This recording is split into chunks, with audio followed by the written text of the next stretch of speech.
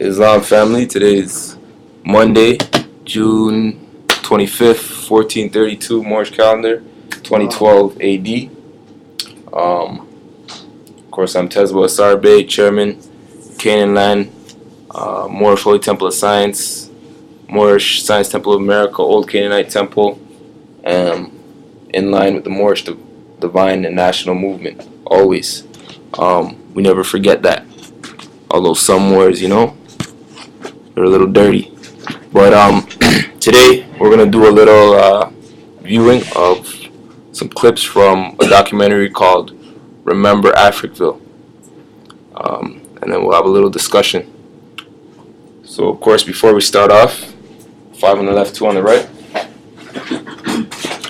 Allah, the Father of the Universe. Allah, Father of the Universe. Mother and Father of Love. Mother and Father of Love. Truth.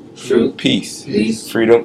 And justice. Allah is our protector. Allah is our protector. Our guide. And our salvation. By night. And by day. Through His holy prophet. Drew Ali. Amen. Ashe. Hotep. Sila. Islam. Islam, Moors. So, I just fast forwarded to the clip here where you have the Reverend speaking. This is the Reverend of the community in Africville. So, for those who don't know, look it up. They have some DVDs here at RRS Redemption Reintegration Services here in Scarborough, Midland and Lawrence area. Just to plug them real quick. That's where we're at right now. But this is the Reverend now of Pastor Cornwallis Church, Reverend Charles Coleman. We'll just see what he has to say about this incident where these indigenous Moors living in this part of Nova Scotia, which we'll get into that too. New Brunswick and Nova Scotia, are they really part of Canada? But this brother speaking for the people who had lost their homes in a specific community in Nova Scotia called Africville.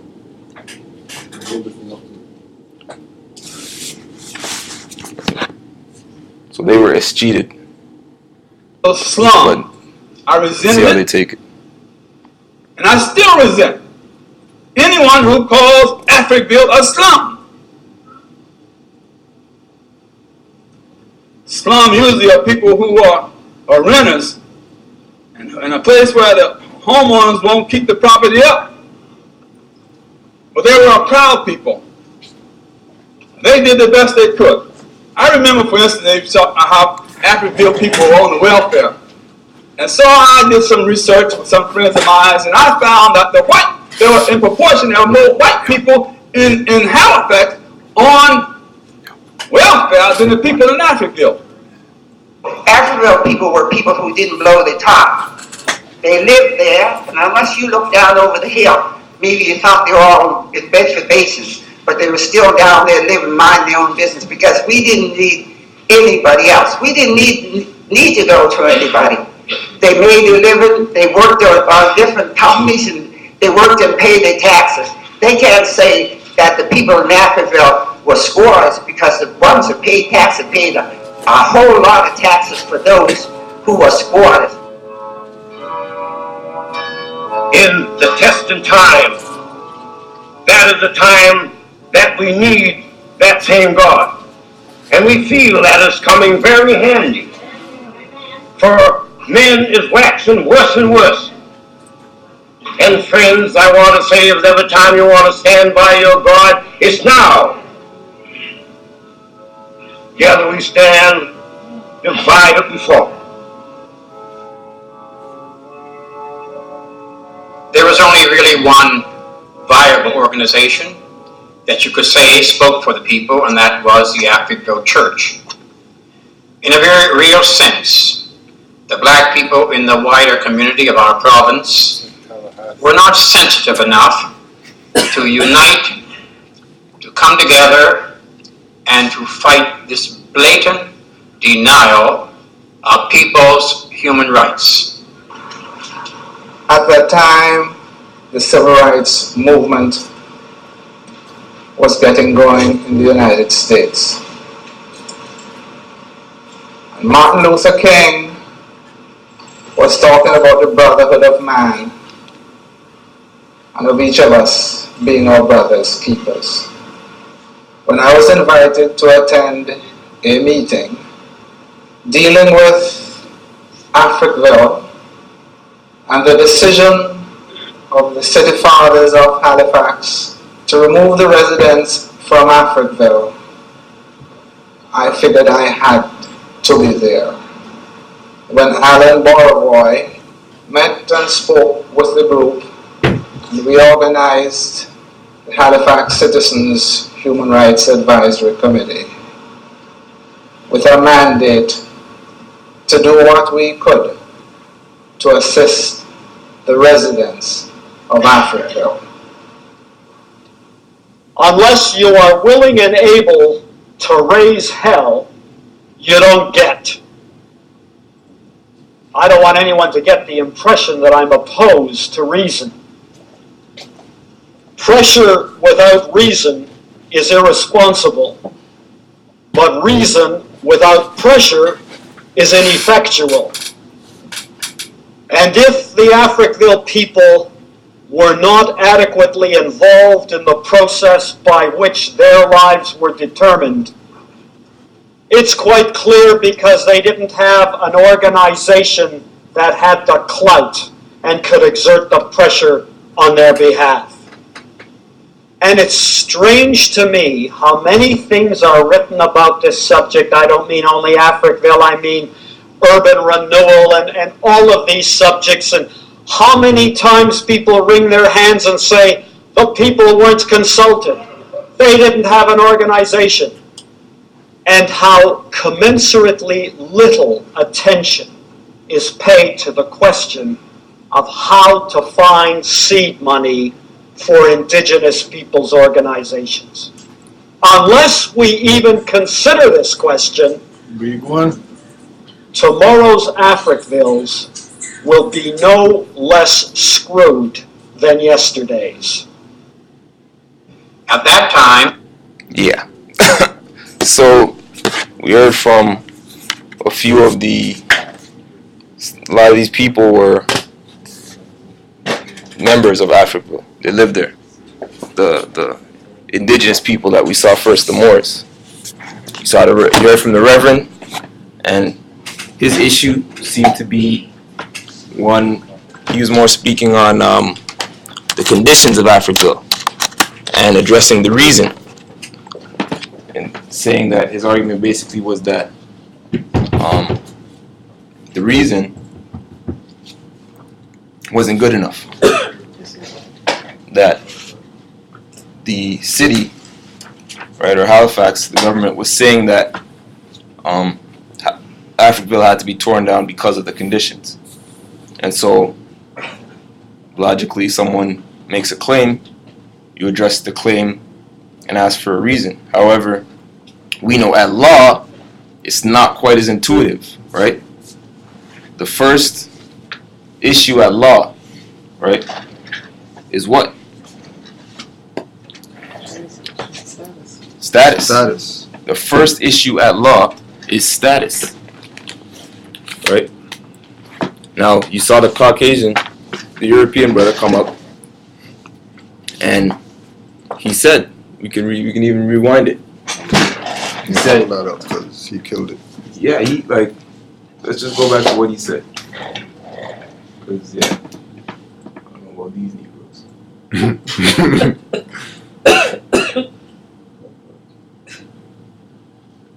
Right, and then you had other people, other NBCs talking about civil rights, other NBCs talking about, there are a couple who mentioned human rights. Yes. Now that's a good point, right?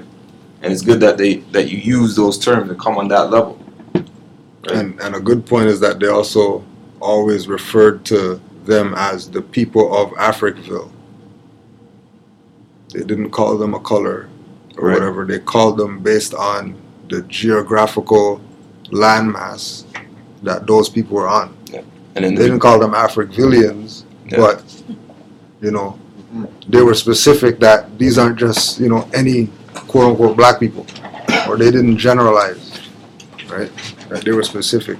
And you didn't can have see a central organization, like they didn't have a government. Yeah, and that was again the main issue that others were coming up was a lack of a certain organization.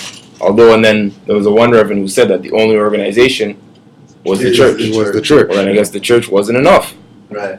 And we always, and we know that the church wasn't enough because, Drew Ali came in 1913 and told us that that's for their earthly salvation, not ours. How many So- times people wring their hands and say, And but people weren't consulted. Christianity is They didn't have an organization. It's a political group. And how commensurately little attention is paid to the question of how to find seed money for indigenous peoples' organizations. Right. Unless we even consider this question, tomorrow's Africvilles will be no less screwed than yesterday's. Which is what's happened already. Like it's already gone there. Where, right? Just like they're talking about, what they're doing here, revitalization. Go into a community and then quote unquote revitalize it, but kick everybody out who lives there. Or now their rent's going to be higher because the property value is now raised. Gentrification. Yeah, all those stuff there, right? But in the case of the Africville residents, weren't they homeowners? Well, it comes back to the thing about status, because even the Europeans said indigenous people. Right. But they're not saying, Africville, indigenous peoples, they're just making a claim, right? That, they're connecting to their ancestry. Yeah. And Right. it's literally that close because But you're not close enough. at the beginning of the film, it was basically a quick little interview each person, and they asked them, well, when people ask you where you're from, what do you tell them? And all these African people told them, I'm from Africville, and proudly say that they're from Africville. So they had a connection with this This town land. and this land, basically, But over here, right? Which was their that was This that's side of the their Atlantic. identity, Yeah. and so that perspective is the proper perspective, but they're missing these keys, like you said, like having an indigenous angle, right? Right, and they're talking from the perspective of organization, in the sense of a group to speak on behalf of these people. Like, how come these people don't have quote unquote representation? Right? How come there's a meeting about getting rid of Africville, and then the people who live in Africville aren't at the meeting, and they never even sent anybody to go to the meeting? And it's outside people who are coming and saying, hold on a second, you guys can't do that. Right? You know what I mean? So, like, it's always going to be outside people, right? It's outside people that they don't really... Teams that come for that check. Alright. They don't really have a reason to, put their hand up and object to something. So Right. no interest. Yeah, they have no interest. They have nothing to gain, really, right? You know what I mean? But on the other hand, based on all the karmic debt that certain people are carrying because they jacked our birthright, so that means they jacked our debt, right?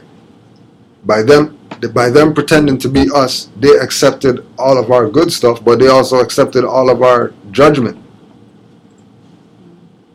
Which is why they're in a catch-22, and they just do things that is not in their character, because they're being forced now to adhere to nature. That the Europeans going to be specific and say indigenous people. You're not playing around with black people, white people, whatever, right? He's not talking about civil rights and whatever. One time, indigenous people.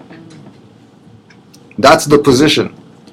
And organizations And- for Right, and organizations that are for indigenous people to be able to have a certain say.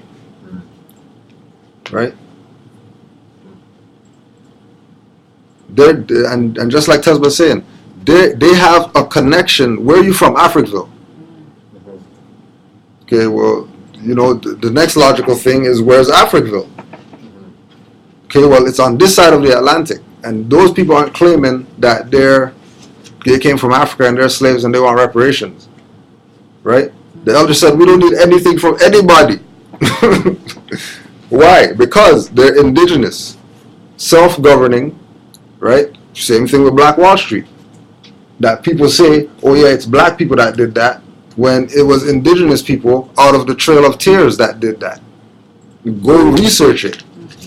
In the European books that everybody's going to say, we're a European lover, we're reading out of European books, we're not studying our own people's stuff, right?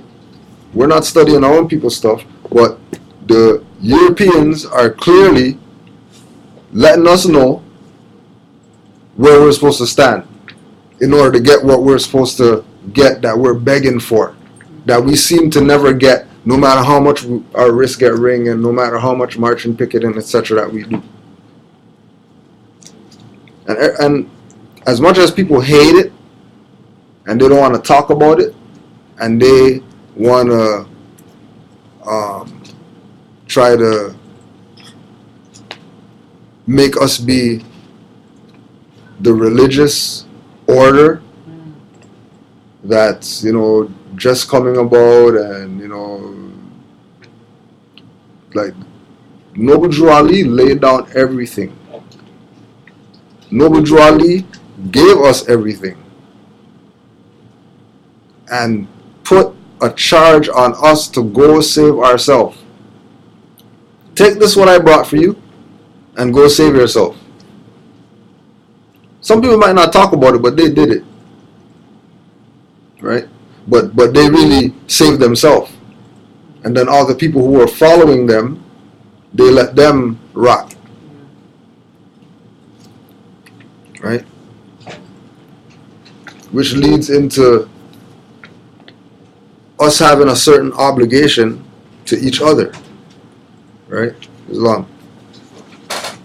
Us having an obligation to each other. And the fact that if we think that we are,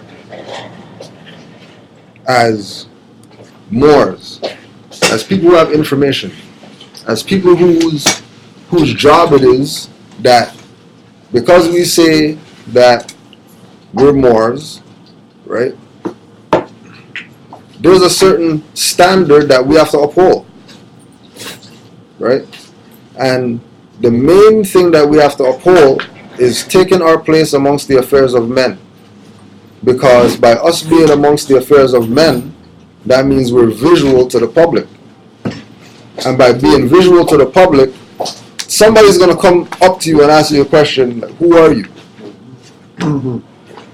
When they see you standing there with a fez on, but you look black, and something's just not right now. You know what I mean? Like people, like when after we have class and we're standing outside and people are just staring. Like people stop, traffic's moving, and one car stopped holding up the traffic because one guy's just staring at one of the Moors. Wow. Right? That alone is a sight to behold. Eh? A sight to behold, right? Like there's actually gods walking on the planet. It's not hearsay. Or fantasy. Right? It's not fantasy. It's not mythology. It's real. My granddad used to have these pictures at the house when I was yay high. But I remember now that I'm seeing this man in front of me with a fez on, what was really going on. Right? So as Moors, we have to take everything that's out there already, think that what's out there, regardless of who it came from or whatever, is tainted. Right? Digest it and vomit what we took out of it. And that's what it is, right? So today, I was just this was what inspired me to do this now is because of Mufti and getting trapped at the zoo. What? Right? Yeah. That's a whole other thing, right? Yeah. Right? Yeah. Being in a situation where you just have a situation and you just have to deal with the situation. Yeah. You know what I mean? So the situation was, it's exams time or whatever, so it's just nothing's going on. I mean, like work's just it's just 8 hours of just standing around and chilling and trying to find something to do because it's exam time, right? So I'm like, okay. No, I'm like, damn, I'm like, okay, Mufti found something to do when he was trapped, So I was like, okay, we find something to do. So we're gonna just go walking around or whatever, and I find this teacher said, come watch my class for a sec, I'm gonna go do something. And then she had this bookshelf in there. I'm like, oh, okay, I've never been in the classroom, so I was just going through the books or whatever. To watch the class? Yeah, left me to watch the class, right? So found this book, Monster. Yeah. Right? Autobiography of an LA gang member. Right? I read that too, Yeah. Right? When I was young. Right? So a few people, I'm sure a lot of people read this book, right? But what I don't remember anything. What I'm gonna go to is now this is a we're gonna say, because they say autobiography of an LA gang member, but he's not on that no more. So we'll say ex gang member. Yeah. Right? This is about Cody Scott. Yeah, I know. Yeah. Crip or early Crip or something like that. Yeah. Right? So I was reading this book, but I'm a man, like, I don't really read books from front to end. Right? Like, I'm gonna go to the back, see if there's any appendix or anything like that. Look for more, see if that's in there. If it's not in there, then I'll read it. Okay. Right? So I went to the contents in this book, and then the last chapter of this book is called Nation Time. The gang member. Right? Nation Time. Page 353. Right? If you have Monster, you could read along. Right? And we're gonna go to page 374. So this is him basically going to check one of his brethren that's locked up or whatever. Right? But this is like the ending of the book. Like after this, the book's over. Right? So visitors for Denard, said a metallic voice over the PA system, and Alma and I moved through the crowded visiting room toward the area sectioned off for visitors. Day was already there waiting. When he saw us, he lit up like a 1,000-watt bulb. He talked with Alma first, but kept looking at me and smiling, his whole face beaming. Knowing that each visit is limited to 20 minutes, Alma spoke quickly and handed me the telephone. Hey you, what's up, D? You, he replied, and then asked, I'm glad you came, Sanika. Yeah, well, I don't want to have to see you like this. I know, but you know what? This may be the only way you will ever see me again. Sanika, I'm stuck. They caught us dead bang with a kidnapped hostage. That alone carries a life sentence. On top of that, I got 2 murders. They're gonna gas me, homie. He was staring hard into my face, waiting for a response, a sign that would signal that I could actually feel the weight of what he was expressing. Sitting there with his mother, I didn't know how to respond. What, I wondered, could I say to make him see and feel that I knew what he was going through? And did I really know? Damn, D, how you get stuck like that, man? I mean, what? But I couldn't even talk. I was so choked up. Dope, he said simply. One word, you hear me? Sanika, I fucked up my life for a kilo of cocaine. Don't get involved in that shit, homie, I'm telling you. No, I'm not. But D, I want to know, man, that I'm here for you. I love you. Check this out. You have chosen another path now. Some other way to make your mark. And although I'm not what you are and haven't been through some of the things which contribute to your decision to be a revolutionary, I respect what you're doing. And no love is lost from me to you. But you gotta understand that I'm still in this to the fullest. This is all I know. It's gangster for life, homie. And then to get this point fully across, he said solemnly, gangsterism continues. This was not a challenge or a smite, just the facts as they were at the moment.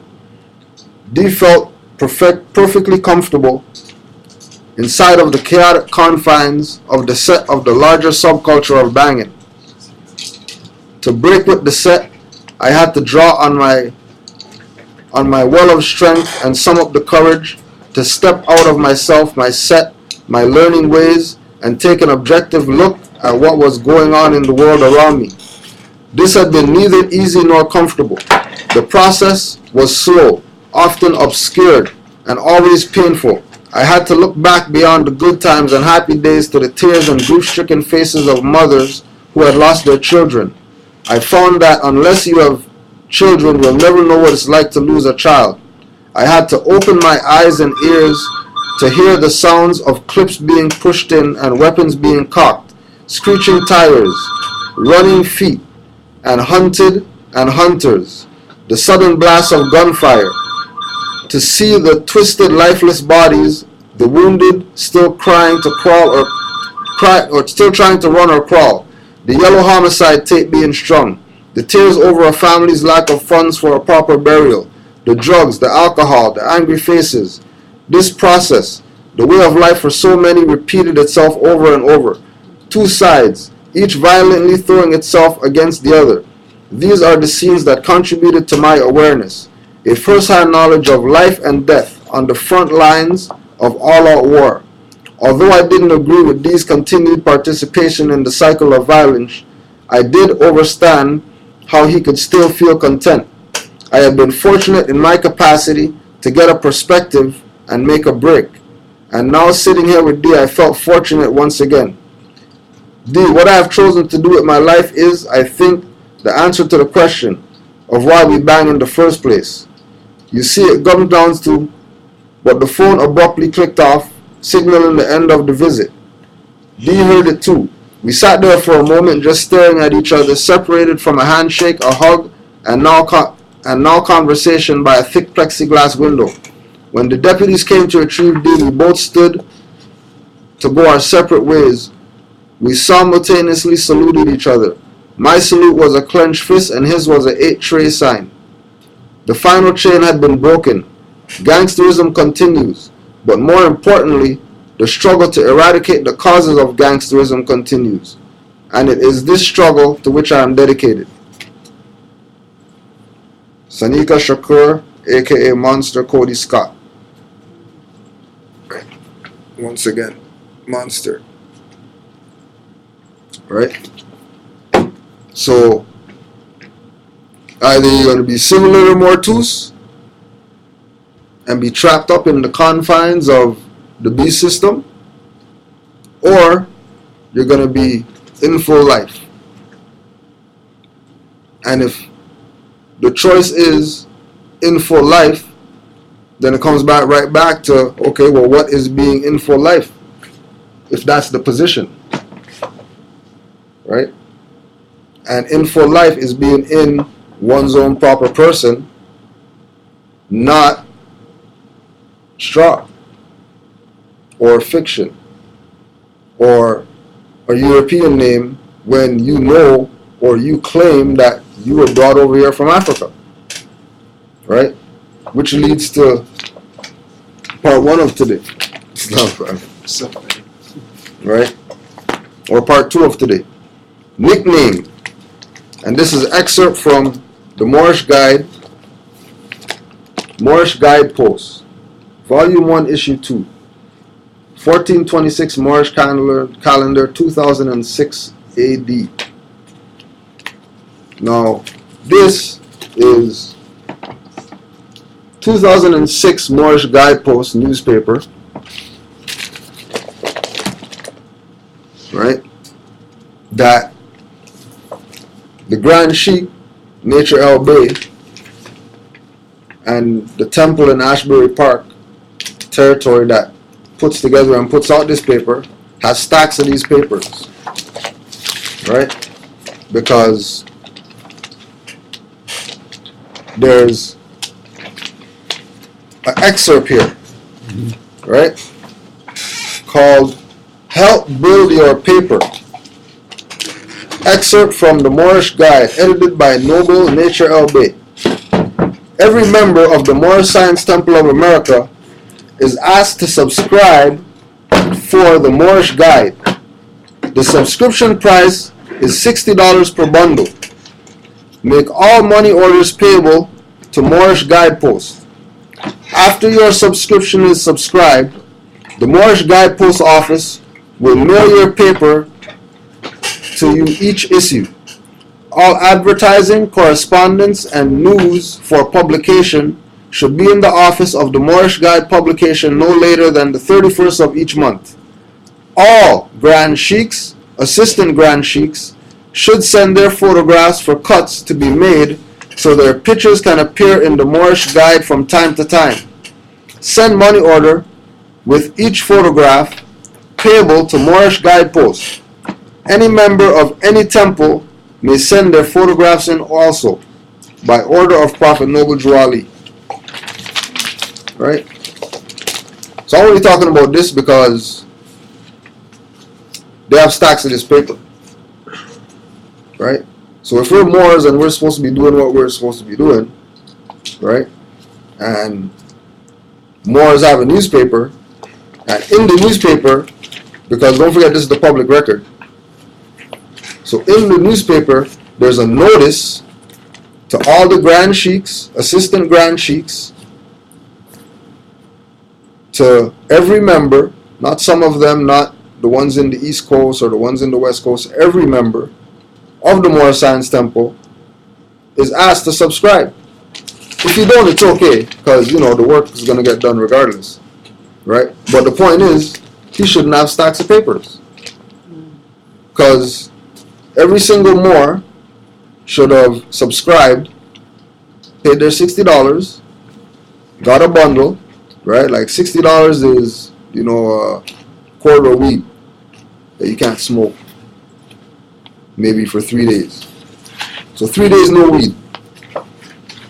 And then you take that $60 and then you make your subscription to the Moorish Guidepost. And get your 50 papers or whatever, how much ever's in a bundle, right? It might be 200 in a bundle. I don't know. Get whatever's in a bundle. That way you're supporting your paper, right? Because anything that a Moor does, it doesn't belong to that Moor. It's done on behalf of the nation. So if you're coming in, know that, you can't come in, it's like with class, right? You're not going to come in the class with an apple and just kill your apple by yourself. You're going to come with some grapes and then we pass around the thing and everybody gets a little thing, right? Because it's for the nation. We're not doing it for ourselves as individuals, right? Right, and this only camelbacks on the fact that we have paper, that we still have bundles and bundles, right? That it's $50 for a bundle. You know what I mean? And there's enough work for all to do, right? This is what the Europeans saying in the thing, the organization, on the level of the corporation that's going to be exercising, and how well is it running, how organized is it, right? Are we able to, because, most of the time, like for example, this says one note in lieu of lawful money, right? So $1 for the paper, right? People have little buckets with change at their house, sitting there. They could dig in that. I bet you they find $60 that they could buy a bundle of papers. And if you say you're more, then promote what, right? Because this is the public record. Everybody wants to say that I'm a Moor, but their mentality doesn't show self-governance, or that they're even moving toward that direction. Because I'm not supposed to, if I say that I'm a Moor, right, and then you say that you're a Moor, just from that alone, there shouldn't be any argument about the Holy Quran, Circle 7, 101s, who's the authority, who said what, who can't. That's not even supposed to be anything that we discuss. It's supposed to be for us to, whatever you got, whatever I got, now we have more, right? And we do for the nation.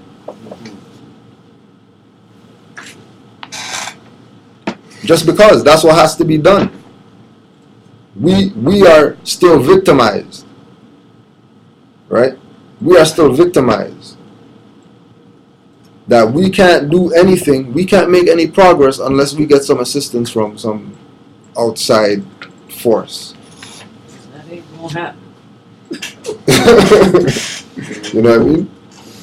Right? They only give you reparations because they can print it.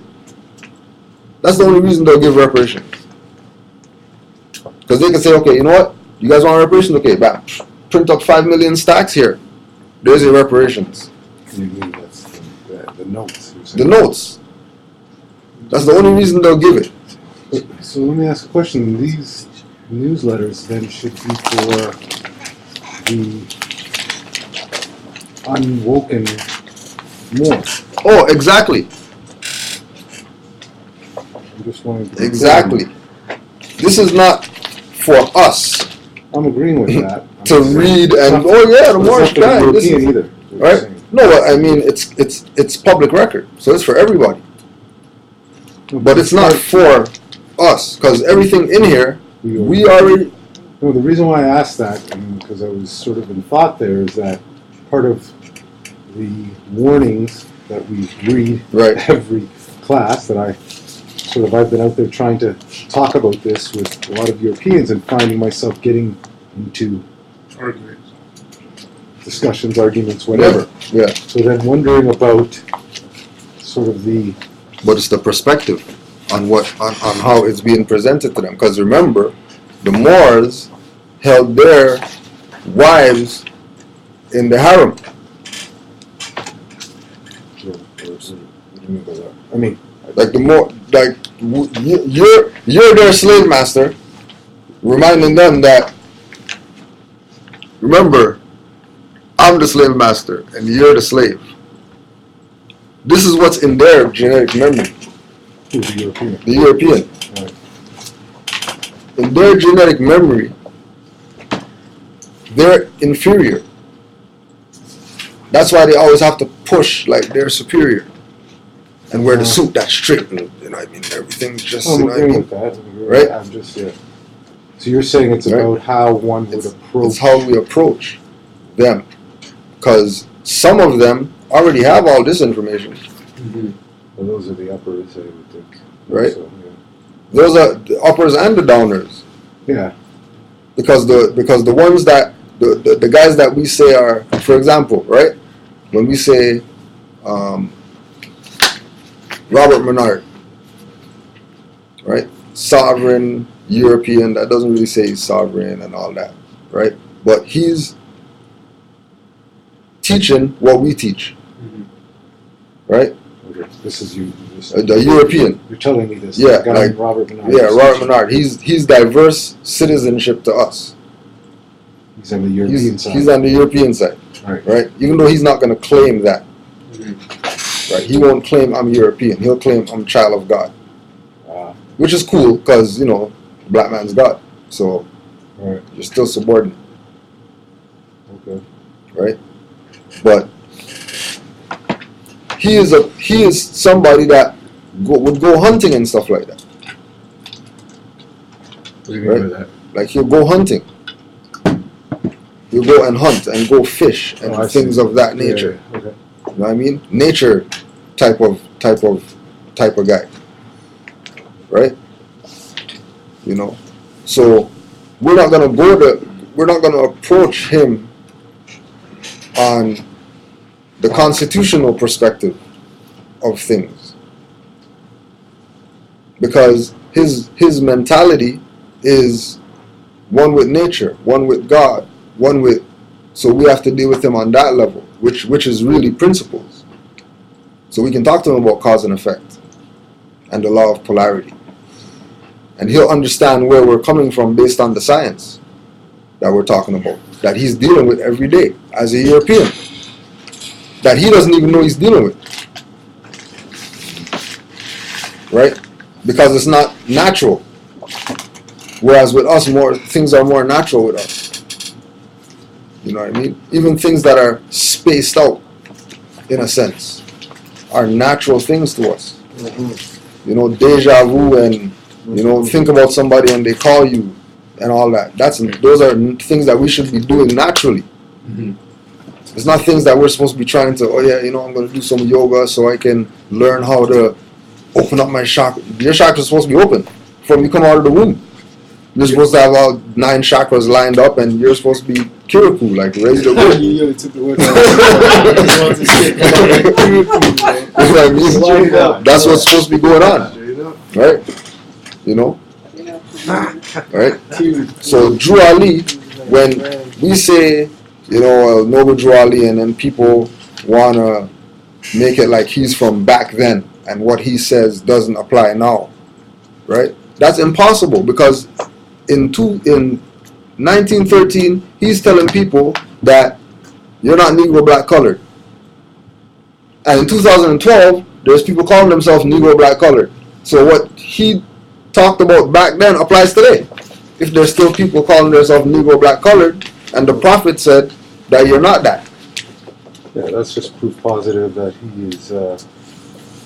He's a prophet. Yeah. So I mean. Right, but see how, but you can say that easy because you come to class and you're on this frequency, right? You see how you said because he's, and the only logical word that comes to mind based on somebody saying something in the past and then it's happening in the future is prophet. You're not gonna call it, and you're not gonna call the person anything else. But because it's Noble Drew Ali, people are gonna stop, and you know what? They're not gonna say because they don't want to call him the prophet, because no way he can be the prophet because he's just some Cherokee Indian, right? He's just some orphanage that was in a band of gypsies. Well, I think the bigger problem is 90% of people don't even know who the prophet is. And they don't know who the prophet is because they don't equate all the prophets as one, as the same. That's what you're saying. They see, Buddha, he's for those people, and he has nothing to do with anybody else because, you know, they say that Buddha's their prophet. That's part of the plan of whatever, Right. Going back to the plan is to get you to be civil liter mortus and not break the Roman seal that's on your mind. When you read this book, this guy was a killer. Like a killer. A killer. Addicted to his game. Just straight killer. And another killer is telling him, hey, you know what, I like the direction that you took being a revolutionary. Like, it's done for me because, you know, I got 2 bodies and kidnapping. But I really respect you for what you did. Right? Without, you know, what do you mean you're going to leave the gang? I'm going to send the boy after you, man.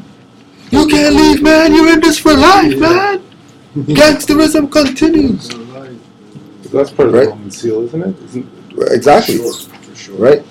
But he broke it. Right. Even after he killed all those people, murdered people, kidnapped people, sold drugs to people. How much people died of overdose from the bag that he sold to them? Whatever. Right? Said, you know what? That wasn't really the correct way to be doing things. It's Know what I true. mean?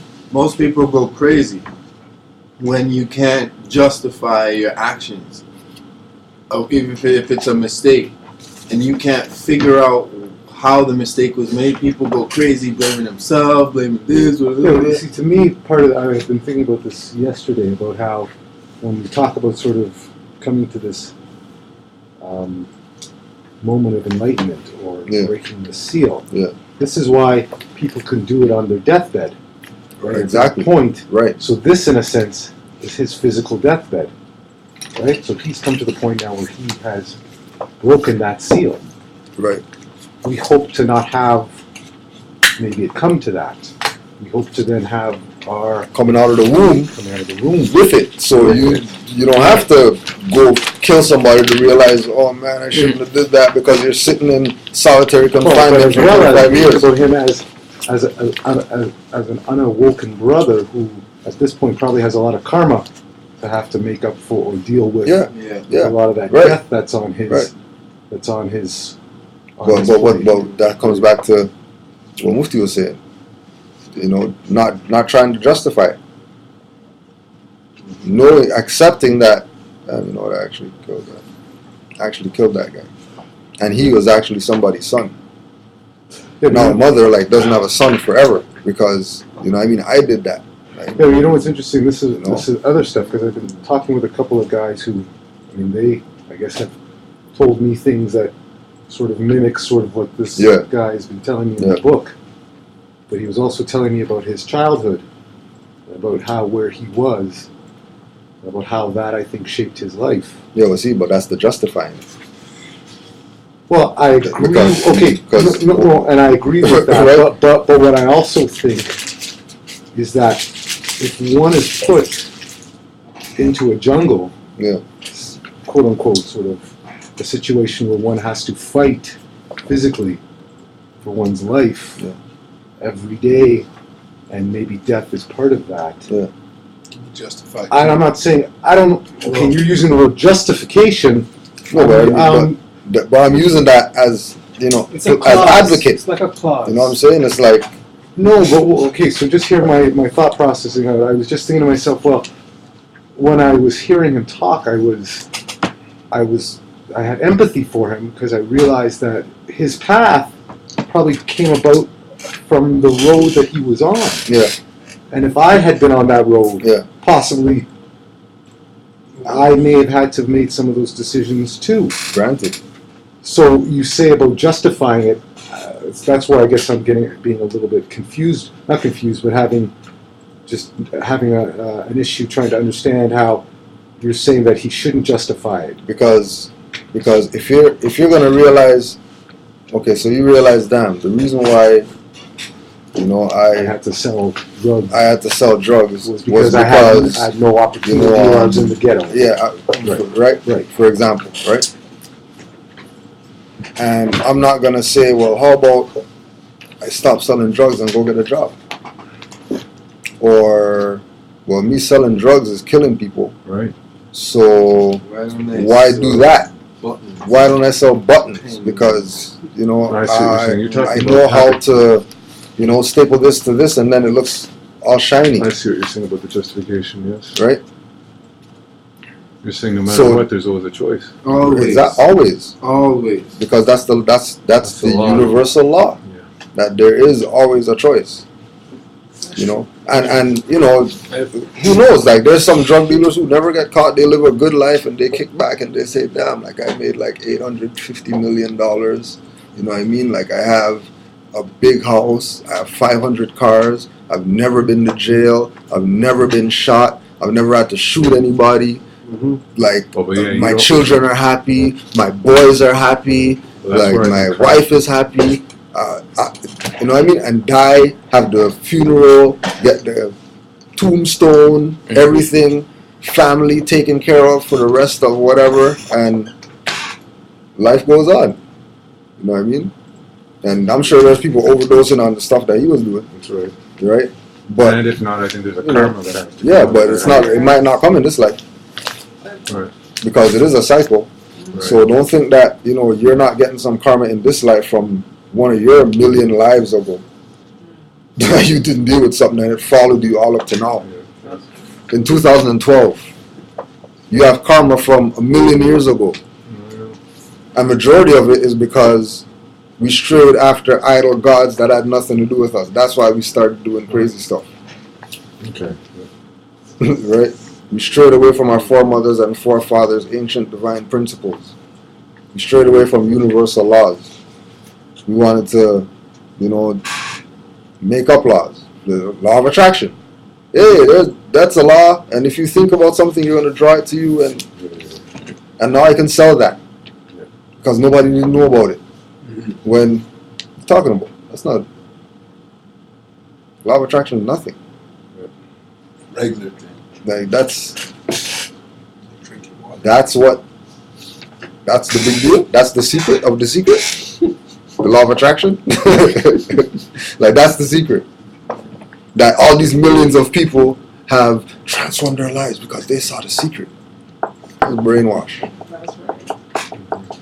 And it's only showing you too how to penetrate on materialistic things, not even the realest stuff. That's why I just won that CD when I seen it. Man. It's like, yo, you guys ain't showing me nothing. Nothing. Never. They never do. Right? See what the prophet shows us. Right? Since all those guys just show us nothing. Right? Excerpt from the Moorish Guide, 1929. Nicknamed. When the forefathers of the Moorish Americans were first brought to this nation, they had a nationality and a name. But in order to separate them from the achievements of their fathers, a name was given to them which had no connection whatsoever with the founders of civilization. They were nicknamed Negroes. Today in this nation, there are no such thing as Negroes in this sense that they are called. Just why so many of the intelligent Americans will continue to cling to this nickname is hard to understand. If you look in some of the dictionaries, you will see that the word Negro means a sly person, a coon. If this is not an insult to the illustrious history of a nation, there can never be one given. Just as they have saddled on the Moorish Americans the name Negro, they have also given to him a religion that was made to enslave him and stop his progress. It is the duty of every man who lives to redeem the name of his forefathers and not be herded into the mass of weaklings. Stop referring to yourself as Negro, colored, and black, for you are neither. You are men. American citizens, speak up for yourselves, or it will never be done. As long as you wear the clothes of another, or live in the house of another, or depend on another in any manner, you are truly a slave to them. If you would be free indeed, you must seek the truth. You must know the truth of your nationality and the name of your people. You must not be a coward and deny yourself the personal rights that belong to every man. More science explains this in a manner satisfactory to all. Come out and free yourselves. So if somebody's saying that in 1929, tell you the word Negro means a sly person, a coon.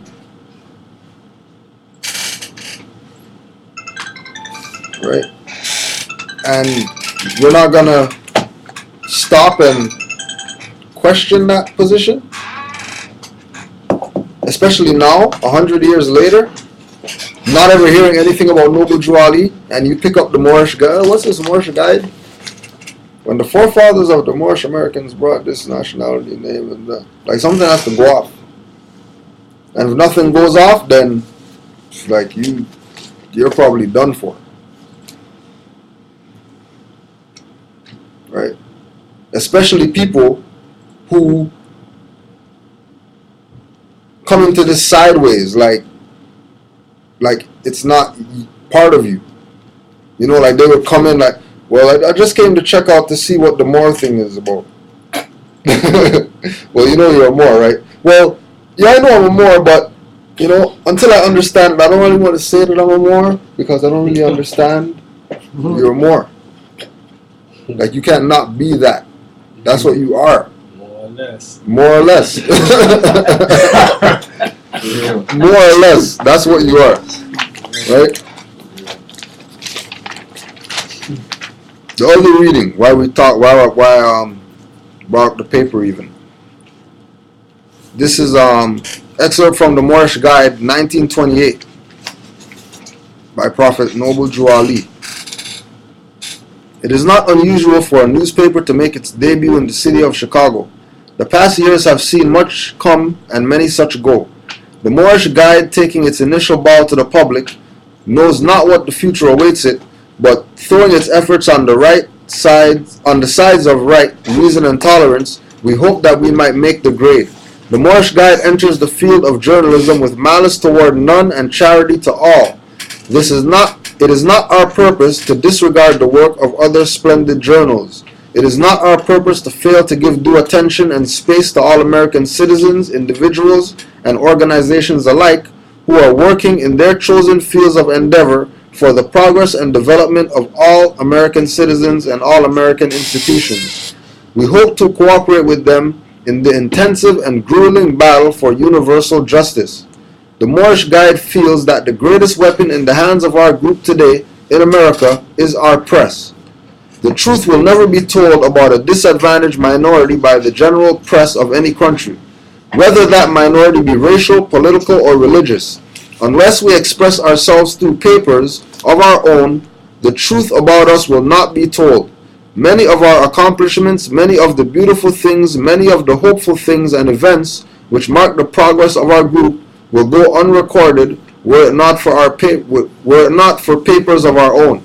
Our papers are our only hope of shoveling ourselves out from under the avalanche of lies. The avalanche of lies that are annually let loose upon us. A strong free press is the best possible safeguard of the liberties in general promotion and defense of the interests of strong free people. Right? Our papers are our only hope of shoveling ourselves out from under the avalanche of lies that are annually let loose upon us. Only hope is the public record that we create. The county recorder that we create, which is the paper. And then if every Moor is real serious about their nationality and birthrights, they would pay for a page or pages in order to post their nationality paperwork in the newspaper. Because the press is the public record. So this is a good way to do it. Right? Because the press, the truth will never be told about a disadvantaged minority by the general press of any country. The truth will never be told about a disadvantaged minority. What is the truth about a disadvantaged minority? The truth about a disadvantaged minority is that they actually have a nationality. And they actually have birthrights. Which is why they're disadvantaged. Because they don't have those things.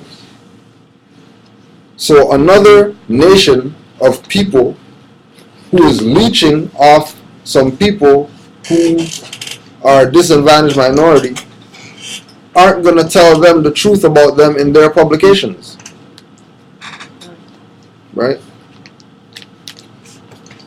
They might tell them the truth about other nations, but they're not going to tell them the truth about themselves. Those people have to do that themselves. And it's our obligation to push the Moors that claim to be grand anything to create a paper. And if you don't want to create a paper and you think it's too much work and you don't want to do it, no problem.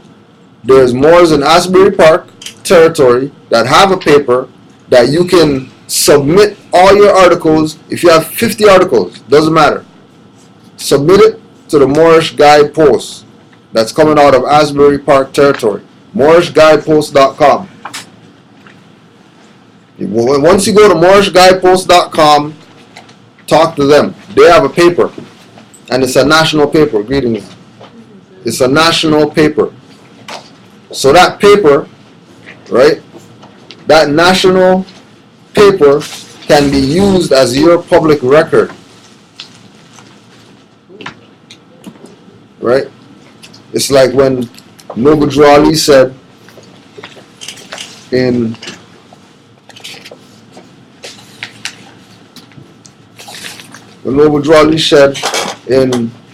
Act 1 that the Grand Sheikh and the Chairman is in power to make law and enforce law. Right? That was Act 1. Right? And then Article 1, Section 1 of the Constitution says that all legislative powers herein granted shall be vested in a Congress of the United States, which shall consist of a Senate and a House of Representatives. Okay? And that's Article 1, Section 1. And Article 1 of the Divine Constitution, which is the domestic constitution for the Moorish nation, like our constitution that we follow, right? That says that all the powers are in the hands of the Grand Sheikh and the Chairman with assistance of the Prophet and the Grand Body, which is basically Congress, the Senate, and the House of Representatives, right sitting there in the temple. Right there. And in every temple too, right? And in every temple. Right. And every temple is supposed to be an embassy or a regency. And then that temple being a regency would have delegated representatives, namely Grand Sheikh, Grand Governor, Grand Chairman, Grand Treasurer, Grand Secretary, Grand Vanguard / Mufti, and whatever other departments that they need for their jurisdiction. And that will be like a Vatican. Right? Like in the sense of what they did. Not like in the sense of what they're doing with their space called the Vatican. Right? Right? Because I'm going to say like the Vatican, and then people are going to, oh, you guys want to be like the... No, we don't want to be like the Vatican. We don't care about what the Vatican has. Right? That's a lot of the problem with a lot of the what has become sellout temples, and because of the Grand Sheikhs and the Grand Muftis and all those, whoever, they're teaching people that say they'll say that their temple is the legitimate temple, so that they chose who the Grand Body was, so that if your temple out there didn't ask them for permission to have a temple, to do whatever, that you're against the Constitution. But I mean, that's because the people in their temples, either they're not reading it for themselves or they're interpreting it, and the battle is to try to teach people that no, it's not the way that those Moors think it is. It goes this way according to how they want to control people. But that's the big major problem of our disunity, is because they're not seeing that every single temple was given the authority of their Grand Sheikh and their chairman to make law, enforce law, with the help of the Prophet. Or else it would have been put opposite. It would have been the Prophet says, as Kirkman Bey changed everything too. So that was a problem with the temples, is that Drew Ali founded it with we the people being the power, but then the individuals or the Grand Sheiks and all them, they in return taught it as the Grand Sheik is the sole power. And that's the same thing that this government is doing. When the government actually works for the people, they just turn everything upside down, making it seem as if the government has an authority over people. Right. So and then let's put it in perspective of the federal government, right? So if there's some people, quote unquote Grand Sheiks, claiming to be the power and the authority, right? Just like certain people are claiming to be upholding the Constitution, and they take an oath to the Constitution and all this stuff, right? Mm-hmm. But then when we ask them what type of government is this, and they say democracy, that's just like Grand Sheik saying, I have the power. Mm-hmm. Right? Which is a fraud. That if he's running a fraud blatantly, right, then there's not really anything for people to do. Like, he just took himself out of his position and turned and walked the other way without literally turning around and walking the other way. And everybody keeps playing the game like he's still facing them and we're supposed to be engaging this individual. Right? That has to stop. When they left their position. You can't leave, you can't say I quit today and then tomorrow go to work at your desk. and just going like you're, and everybody's acting like you're working, So what you're saying is you're here for us, not we're here for you. Yes. Exactly. Yes. Because I can't do anything unless you tell me what to do, because I'm your representative. Right? I'm not Grand Sheik because I have degrees to be Grand Sheik. Smoking a pipe. You know what I'm saying? With the one eye, with the trigger and the glass, with the fence. You know what I'm saying? And I'm the the wiserhood guy in the chair. That's not what this is about, yo. That's that pulpit science. Yeah. Right? That's that pulpit science. I'm above, you're below. Yes. Yeah. You'll never reach above your teacher type concept. Yeah. That's martial arts concept. Right. I have black belt, you have brown belt, you have to try to get all the way up to the black. Mm-hmm. But I'm not gonna let you get there because I don't want you to beat me up. Then that means I have to give because that's really what's supposed to go on. Yeah. He's not supposed to go in his drawer and give you a black belt. No. He's supposed to give you his black belt. Yes. Like Afro Samurai. Yes, man. Yeah. That's the fraud that's going on something. So right? That's the same Grand Sheik fraud. Right. Same Grand Sheik fraud. Right? I see. They have the authority, they have the power, right?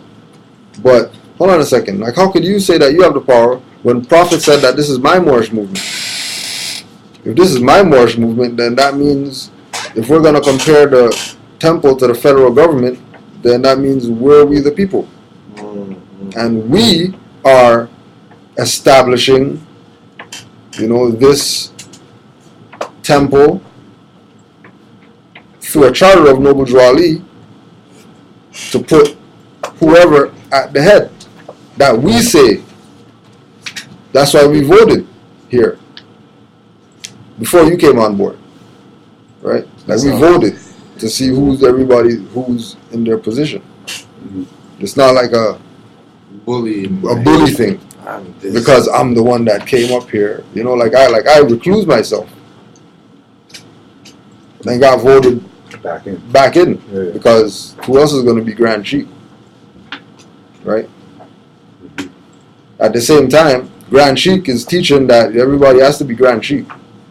Don't think that, you're going to call me to be your consul. You're your own consul. Call yourself. That's why it's about knowing yourself. Right? Because if you know yourself, then you know others. And you'll know what that guy's going to do before you'll know not to take that bus. You'll just follow the spirit and say, I'll just walk today.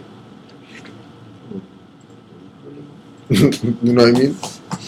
And then you get home and watch the news and you see the bus at a See the bus at a flat or whatever. No, just because, right? Now, again, we're talking about this nickname thing, right? Being labeled something that you're not, right? When's the last time you heard in the news in our city, right? That so this is the city's 25th homicide victim, right? Hussein, 28, died after he was shot in the 9th floor of a condo. Paramedics who found Hussein dead with at least one gunshot wound called police. Surveillance images show 4 or 5 men in the hallways leaving the building. Dan Nielsen, the detective sergeant, described the men as in their teens or 20s and of African descent.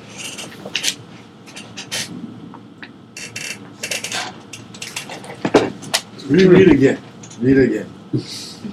Paramedics who found Hussein dead with at least one gunshot wound called police. Surveillance images show 4 or 5 men in the hallways and leaving the building. Nielsen describes the men as in their teens or 20s and of African descent. Of African descent. Why do you think he said that? Because Hussein is the national name. Because I feel like he didn't want to say black. Right, because he can't say black. Brown. And he can't say brown. So because really it wasn't black as he would look at it. It wasn't black. There's embassies. And the issue, the victim in relation. This is right. Yeah. This is international law now.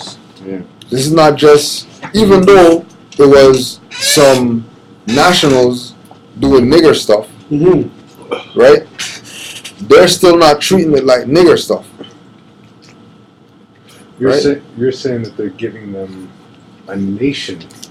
Yes, a little bit, making sure that they don't step on her. They don't label them civil more too, because they can be sued by the national. But they still kind of did it because African is not it's not recognized. But remember, it's easier to get away with. But you can get away with that, being that the individual is probably from the continent. Right. Yeah. Right. So they can say African descent because, it's not the fraud. It's not Moors saying we're of African descent, we came over here on a slave ship. It's somebody who's really from over there. So we'll let that pass. Whether a colony or not. Right? Right. Whether Africa's a colony or not. So it's almost like saying if he was from Brazil, he's from South America. Yeah, that's what they would be saying. Right. Which is a direction. Exactly. Just like saying Africa. Right. Really just pointing to a direction. Placing him in an area. What it means is narrowing it down. It's narrowed it down. Without putting themselves into a legal position. Into a legal position. Because it can be debated. It could be, I don't know. That's what everyone's calling it. Right. Well, as Africans are fraud. Yeah, I'd say African. Yeah, that's fraud. Right. But nobody. It's like saying someone's a South American. That's a fraud. Yeah. They may be their nation may be in that direction they call South America, but it is not a lawful nation. So what they're doing, they're just pointing them in the direction, of where the nation possibly could be. Right. And then probably because if they were to use the word black, that's also in another way. Once he declares his nationality, he's got a way out because they're looking for someone else, aren't they? No, but no, that's the person who got shot, who got killed. Oh, who got killed? Yeah. Oh, okay. Right? So, his name, right? Hussein has ties to the continent. Right. Right? So they'll say African descent. Of course. Right? Okay. Because of it being international, right? Because it being international law. Because if it was like Trevor Smith, but a black person, they would say that. Right. You know what I'm saying? Exactly. Him and his black friends. Black are doing, friends. Are doing Yeah. black things, right? Especially when they put their names. Yeah. Like Mark Smith, they make sure that it's not Mark Smith the European. Mark Smith would be just the European, but Mark Smith the black, whatever. Yeah, they would make Right. sure. Right. You know? Right. That he's in. So international law, right? Declaration of Human Rights. Everyone has a right to a nationality. No one shall be arbitrarily deprived of his nationality, nor denied the right to change his nationality. Right? So that's Declaration of Human Rights. Everyone has a right to a nationality. So, being that he's from the continent, through his name, he's exercising that right of having a nationality through his name. His very name, and this is what Noble Exactly. has been Right? from the very beginning. The very name attaches him to a nationality. We don't know. All we know is of African descent. Right? We don't really know which one, but we know that it's one that's across the Atlantic. It's not one from over here. This also came to me just as a side thing. Why this president too? His name too. as Right. well. It's not. It's not a slave name. Right. Right. Barack Obama. Yeah, he's That's why Yeah, he's you not. don't have a slave running the United States. Right. That's what the Republicans are saying. You know, it's the game, but that's what the Republicans been saying from the start, that this guy is not a black. That's right. Like, he doesn't have a birth certificate, Right. which is the evidence of his chattel slavery. Like, he doesn't have that. Yeah, who was trying to tell him to bring that out? Was Trump. Trump was Yeah, like Trump. asking him to bring out his birth certificate. He did bring it out in the end, Yeah. but it was like. But I mean, you know, birth But he's certificate trying to- doesn't identify it. But then they deemed that Right. fraud, didn't they? Yeah, but that's the fraud. That's the fraud. That they want him to produce a birth certificate, So then which doesn't identify an individual. Birth certificate identifies a So then corporation. they just put him in that. So you're saying they were trying to get him into a fraud? No, but that is the fraud. The fact that Trump came out and said, because don't forget, Trump. You know, he's like, Yeah. right? Whiggamore. If Trump says it, then it's probably legit, right? If Trump says it, you're probably gonna go with it because Trump said it, right? Trump is saying that they want to see the birth certificate of Barack Obama. Why? And everybody's saying, okay, yeah, we need to get this guy's birth certificate so we can prove that he was actually a citizen, so he can be president. Oh, I see what you're saying. Yeah, yeah. But the birth certificate does not identify living beings. The birth certificate identifies a corporation. It's the birth record Right. that identifies. That identifies the living entity. The certificate is the bond thing. Right. Mm-hmm. Right. Okay. You know what I mean? So the fact that he's asking for a birth certificate, he's subconsciously putting in people's mind that a birth certificate is really what you use to identify people. Yeah. Right. Which is a fraud. Of course. Okay. So then all of the blacks and Negroes And then all the blacks are not just right. programmed now. That birth certificate is okay. Yeah, that birth certificate's okay now. Because, you know, if Obama has a birth certificate and he's the first black president, So this is another part of the game. The game. and what's the game? What we're talking about? That everyone has the right to a nationality, right? Not a birth certificate. Hussein has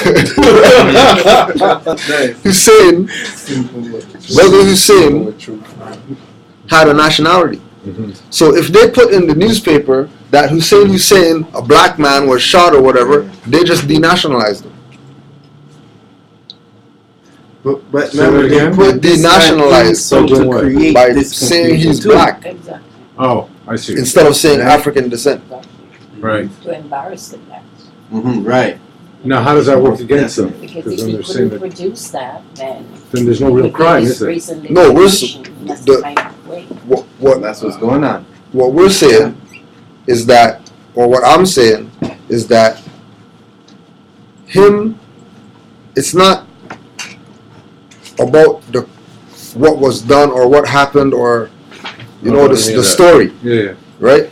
It's about why are they calling him African descent right. when he was shot, and that's some nigger stuff. And tomorrow you look in the paper and the dude got shot, it's gonna say a black guy did it. Yeah, but are they calling him of African Right. descent, or the five Yeah, they're people in the calling- building? They're calling him of African descent. They're calling the suspect. the suspects. Five suspects, yeah. Right, the suspects as African descent. Oh, they're calling Basically, them Right, five the suspects. suspects, Yeah. the suspect is They're trying African to group descent. them together, say they're bred like they Right. say. But they don't know them. People. Exactly. But they don't want to say black people because then They can't say black people They use because the other the thing. name Hey, sure. Because the name is Hussein. an indigenous name. Ah, Hussein isn't a black guy's name. Exactly. Straight. Oh, speaking about names. There's no black guy name. Or the China. And Yeah. Do that since we're doing names. So, like you said, Hussein isn't a black guy's name. It's a name that you look it up and you'll find, famous people, leaders from the African continent who had that name. And it's not about they hid this stuff. No, you just have to do the research and find it, right? And find out the meaning. If you like it, use it. You know what I mean? Dig, try to make a connection. You know what I mean? Try to make a comparison or a translation, right? Because everything that's on that side of the Atlantic is on this side too. So especially this information and these names, right, are available, right? Matoka is the real name of Pocahontas, for instance, right? You could find these things, but there are some people who act like there's a designated chronological time for things, and that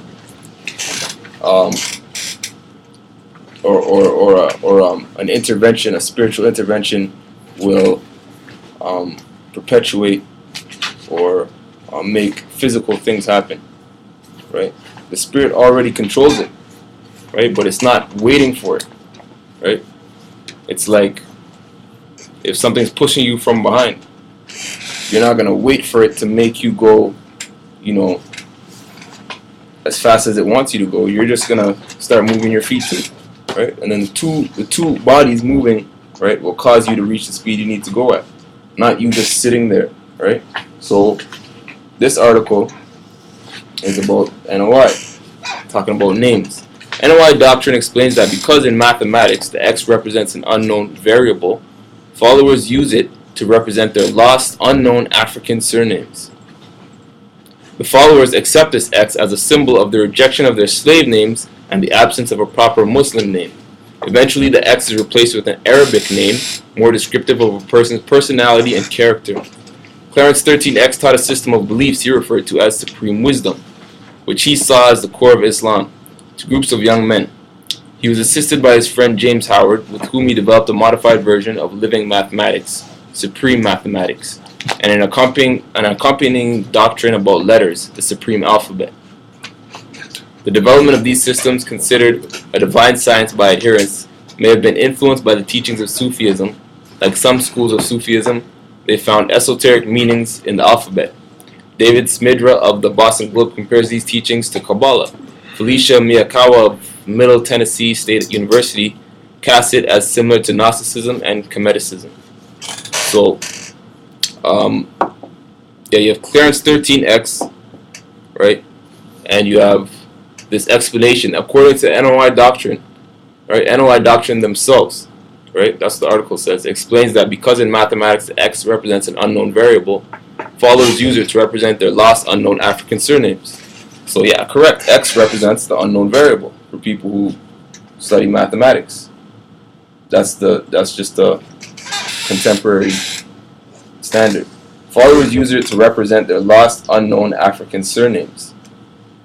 So this Hussein brother knew, right, his parents were probably has more slaves in his family than anybody here. But they knew enough to, well, name him Hussein. Right? And yet, there are people who act like it's okay, right, to leave something in as a variable for a specific time period. And that, according to further on, it says that at some point the X will be, as a result, he received his X. The X was considered an algebraic placeholder used to indicate that Nation of Islam's members' original African family names had been lost. They acknowledged European surnames or slave names, often assigned by the slave owners to mark their ownership. Members of the NOI used the X while waiting for their Islamic names, which some NOI members received later in their conversion. Okay? Hence, Louis Walcott became Louis X. Elijah Muhammad then replaced his X with the holy name Farrakhan, an Arabic name meaning charmer. And the reason it's charmer is because Louis Farrakhan was a calypso singer named the Charmer. and his mouth is smooth. Right. Very smooth. Yeah, he's a charmer. Very smooth. Right. So translation. So what did Elijah Muhammad do? Elijah Muhammad just said, "Well, I'll just translate what your name is into an original tongue." And then, but people act like they can't do that. And then people act like that's not nationality. Right. That's not nationality proclamation in the NOI. Right. That too. Right. Going from your slave name into your original free name. So much they don't act like it is that they remain corporate slaves. Of course. They remain. But for the exception of when they needed to get themselves out of a problem, when one of their newest members who was attracting all the attention was Cassius Clay.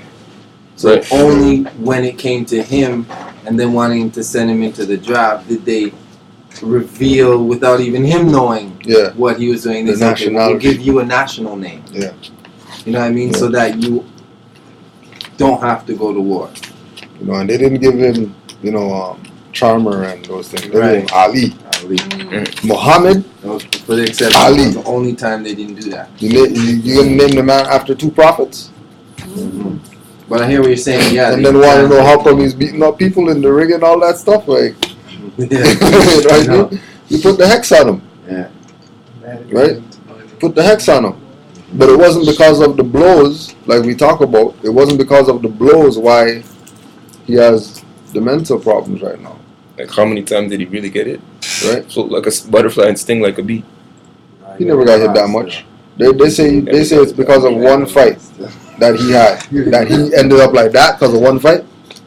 And there's people taking way more licks, and they don't even get close to where he is. But isn't it Parkinson's or something? Yeah. They're saying Parkinson's and just... He was drugged. Like, he was drugged. Really? Right? For a long period of time, including a lot of other stuff too, his karmic debts and all. You know? Right? And then like Noble Drew Ali saying, don't name your children Ali. Yeah. And then this buddy, That's Elijah true. Poole Bay, is gonna go and name. I am so sorry. He's gonna go and name this man. He's gonna go and name this man Ali. I had forgotten about that. We're not supposed to name our children. But the X2, I was just thinking about it while you were reading the test. In math, it does represent the unknown principle. Yeah. In biology, the X chromosome represents a female. Right. Isn't that strange, eh? Exactly. But again, remember that it's supposed to be, because they don't want to give up nationality and birthrights, they have to use symbols that have certain frequency behind it. Right? So instead like, okay, X is the unknown variable, right? But they're not going to use any other letter. They're only going to use X. And then you got 1X, 2X, 15X, 13X. True, they don't use anything else. Right? They don't use anything else because that's the frequency. Either you're gonna harmonize on the feminine frequency of X or the variable frequency of X. Right? And we know matriarch rules, so the variable frequency isn't even considered.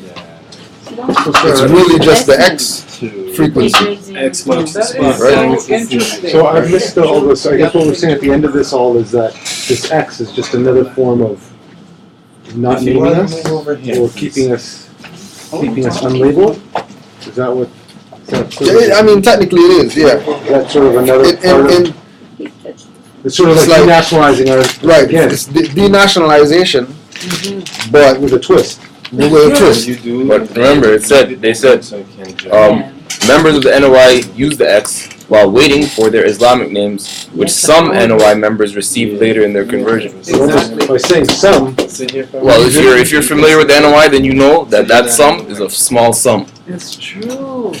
Because how many of them really switch from X to anything else?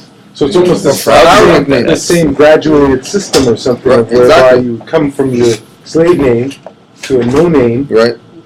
So then maybe right up to which is taking nationality and birthright, taking it away, taking inalienable rights, which are free, and this is through religious. Taking alienable rights, which are free, and sharing them out, dishing them out, holding it back, saying, "Oh, we're not going to give it to you yet. You have to graduate in order to get your Arabic name." When nationality is free, across the whole world. Well, in a sense, this is almost what we were talking about with the other problems we had with that other gentleman or whatever situation on the phone, where they're doing the same thing as the government, in a sense, by putting the same chattel property under their jurisdiction. Right. Exactly. They're creating a jurisdiction to house the chattel property.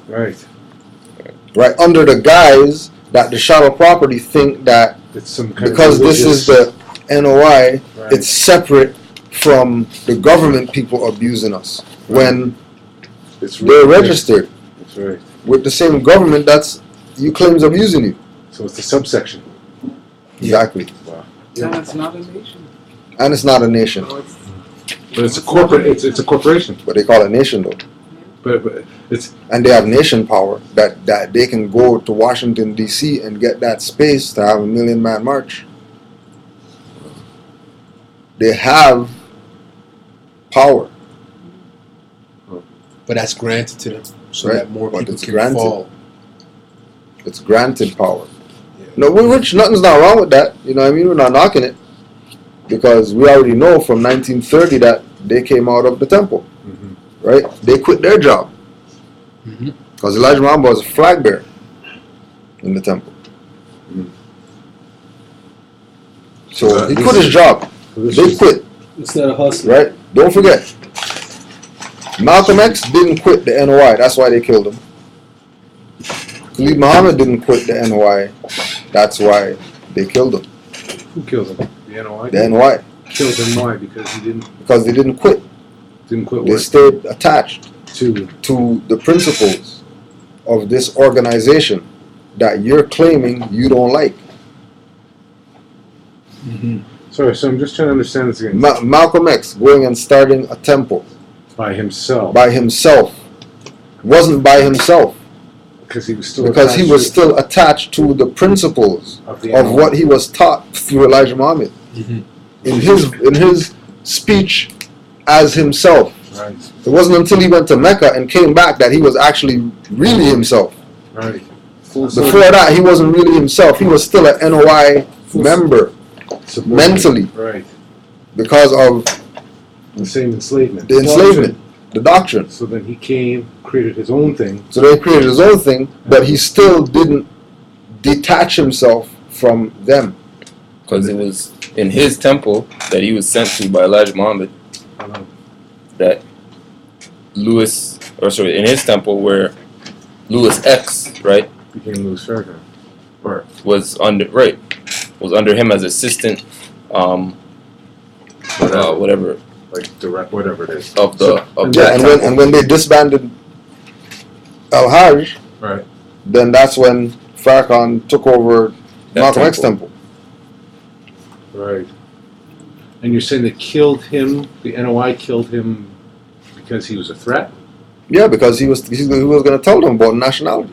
Oh, of course. And he started to. Yeah, like he was telling them it's about human rights. Don't don't play And black there's a black thing. black crap. There's Yeah. a picture you'll Because he start got a to rude see. awakening when we went to Mecca. Mecca. He got a rude You awakening. came from. Yeah, This was your home.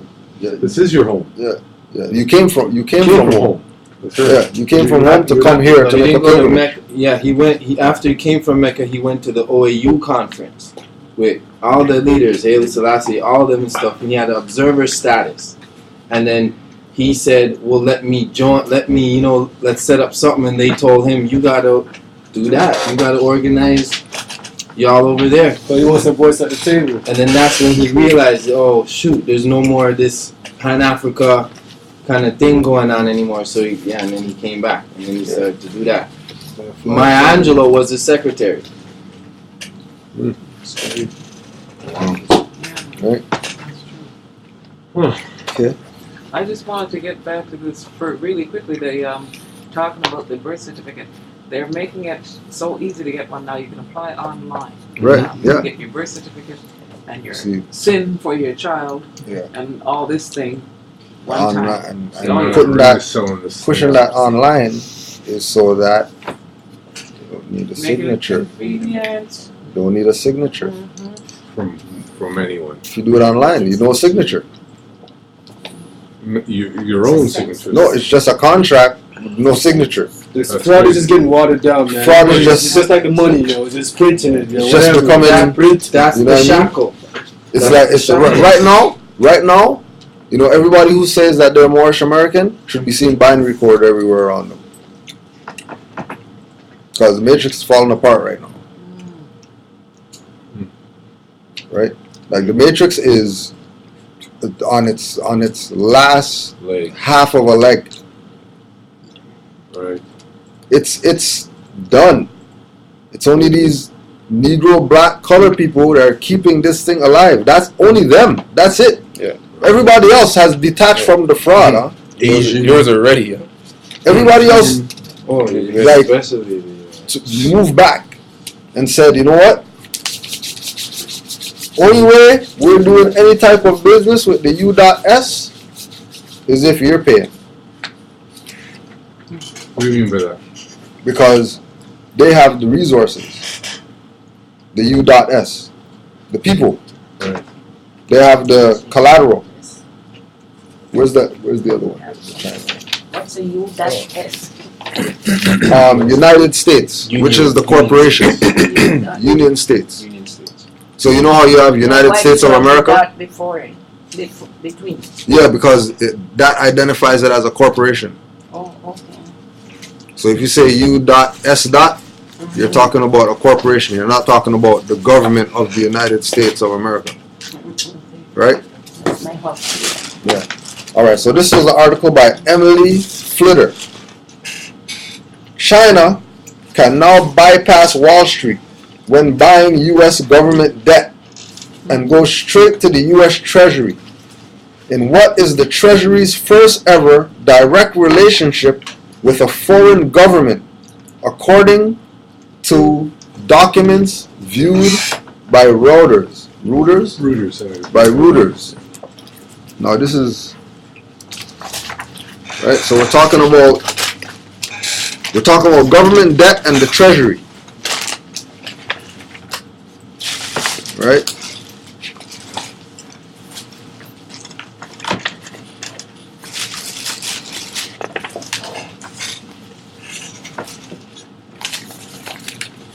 Okay. You're here tomorrow, right? Yeah. All right, yo. It's on, fam. Please, God. The relationship means the People's Bank of China buys U.S. debt using a different method than any other central bank in the world.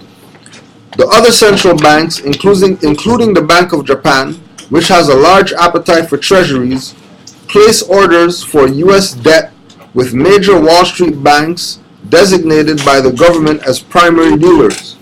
Those dealers then bid on their behalf at treasury auctions. China, which holds 1.7 trillion in US treasuries, still buys some treasuries through primary dealers, but since June 2011, that route hasn't been necessary. The documents viewed by Reuters show the US Treasury Department has given the People's Bank of China a direct computer link to its auction system, with the Chinese first used to buy 2-year notes in late June 2011. China can now participate in auctions without placing bids through primary dealers. If it wants to sell, however, it has to go through the market. The change was not announced publicly or in any message to primary dealers. Direct bidding is open to a wide range of investors, but as a matter of general policy, we do not comment on individual bidders, said Matt Anderson, a Treasury Department spokesman. While there has been no prohibition on foreign government entities bidding directly, the Treasury's accommodation of China is unique. The Treasury's sales of U.S. debt to China have become part of a politically charged public debate about China's role as the largest exporter of the United States and also the country's largest creditor. The privilege may help China obtain U.S. debt for a better price by keeping Wall Street's knowledge of its owners to a minimum. Now, like, you just have to think in your mind how crazy it is that they're talking about buying debt. They're talking about that there's a debt and then a creditor is going to buy the debt. It's insane. This is like where the fraud has just finally gone. Like, this is where it's at now. This is right? They're just letting you know that there's fraud going on. Yeah, but there's fraud all across the board. It's also proof positive that there's still a lot of that's proof. There should be a mop. It's proof positive that basically, in my mind, that it's showing that we are the debt, or we are the energy behind that, right? Because if you're buying debt, there has to be. Why would you buy debt? How would you, exactly? Yeah, how would you buy a deficit? Exactly. Unless you knew that you could get that you can get something in the return for the debt. And what do they say? What are they saying over there? You can't have any children. You can only have one child and all that type of stuff. And if you have more than one child, you have to abort and all that type of stuff. Right? Keeping the population at a certain, trying to level off their population. Right? Which it's a generational thing. So that's not anything. So it's not anything now. Right? Because remember, because the European time's up, all the allies that were lined up behind the Euros are now stepping up to make their claim now. On the same spoils the niggers. In a sense, it's like a farm. Yeah. And now that the Europeans F stuff up, right? And they have to step out. They have to step the out Chinese because are right behind, saying, "Let us start running the show now." Exactly. Right, and then it's just going to keep going until. What's interesting here is, what's crazy about all of this, though, is that if this can change on a national level, right? They all lose. Yeah. Right. That's right. Exactly. Yeah. Right? That's why because we can't be Negro, black, and colored. Because the fact of the matter is, there's no. How can you buy debt? Makes no but sense. You can't. But see, like. I mean, how can you buy debt? Yeah, unless there's something to come out of that debt. Of that debt. That's the only way that you can buy debt, if there is some type of collateral. There has to be some type of collateral. And even the concept of buying debt doesn't even make sense. It doesn't even equate. Yeah, it doesn't even right. Make sense. They're using that debt, but they're using that term to say chattel. Right. Buying debt. Wow. Right? Buying civil little mortus. You can't buy nothing. Collection agency, that's how you can back them off. Yeah. It's like, where you come from? Yeah. Yeah. Where you come from? Then that's what they did. They came to have bought the debt. That's the same thing that collection agencies are doing. Yeah. buy the debt. You go to CIBC, how much debt you got? Well, I got about $80 million debt. Okay, well, give me $20 million of that. Right? Give me $20 million of that for $5 million. $5 million. Right. Just because it's debt, so who cares? Yeah, that company's never gonna collect it from. They're not gonna, like majority of it is debt from 0.01 to say like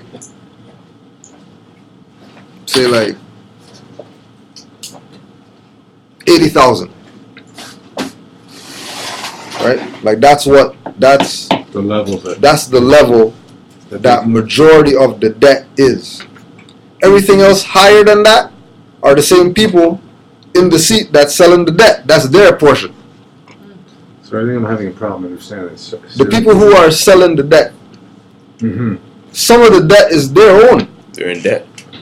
Oh no, I see what you're saying. They're selling the same debt that they owe. The same debt that they owe, they're selling that. And now they're going to get a profit from selling the debt. They're reselling the same thing. Right, exactly. In the hopes that basically the same chattel is still going to create that energy for them. Same thing in for them. Yeah. But it might not create the same energy for them because China's a whole different system.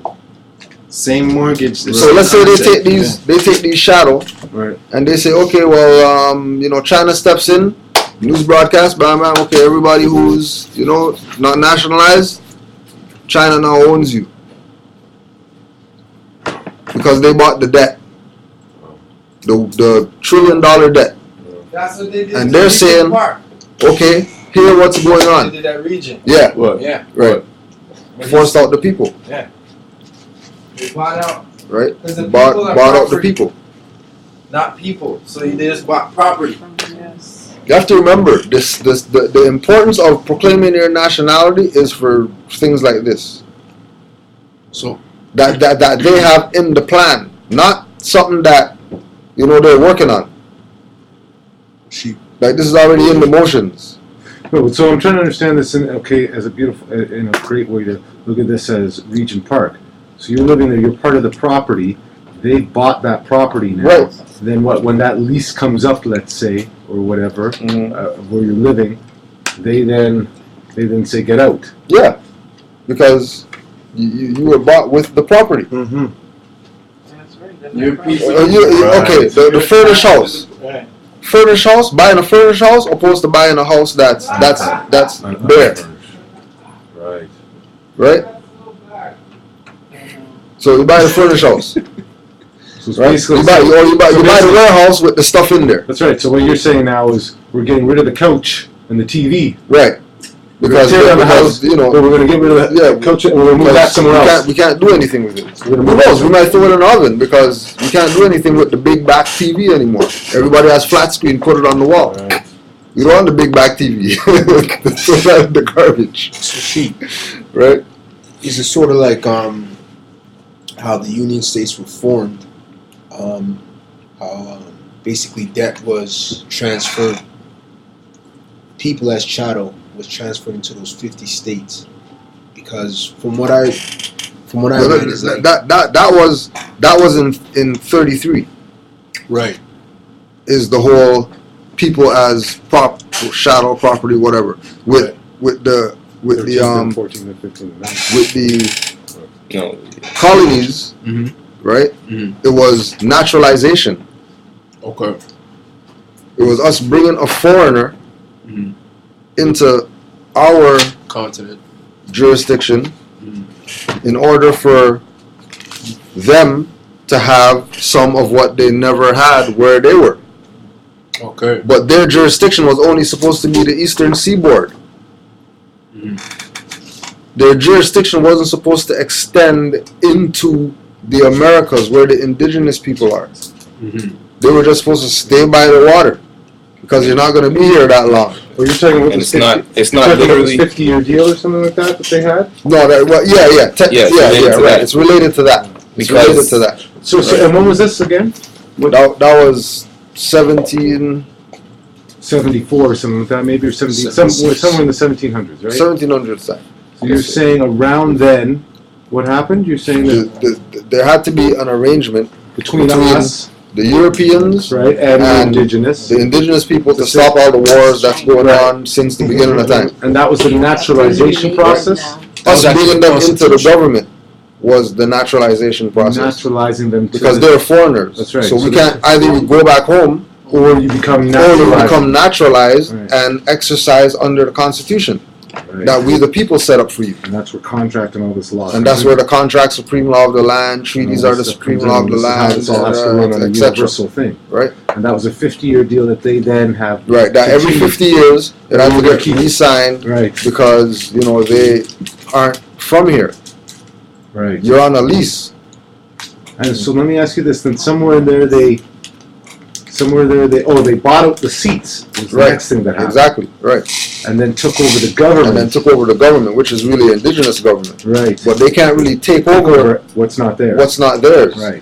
And then secondly, they can't take over something and call it something different. And still say that they're the thing that they took over. That's right. But that's what they did. And then what they did was by calling us names, identifying us as non-entities, right? They then created this chattel property sort of operation. Operation. Yeah, right. In order to create the chattel property situation, in order to not go home. Right. Because they were supposed to leave. At that time. That's right. Right. And then because we didn't claim anything, because we didn't make any claim, now they have to stay and take care of the property. Or yes. Because the property. That's right.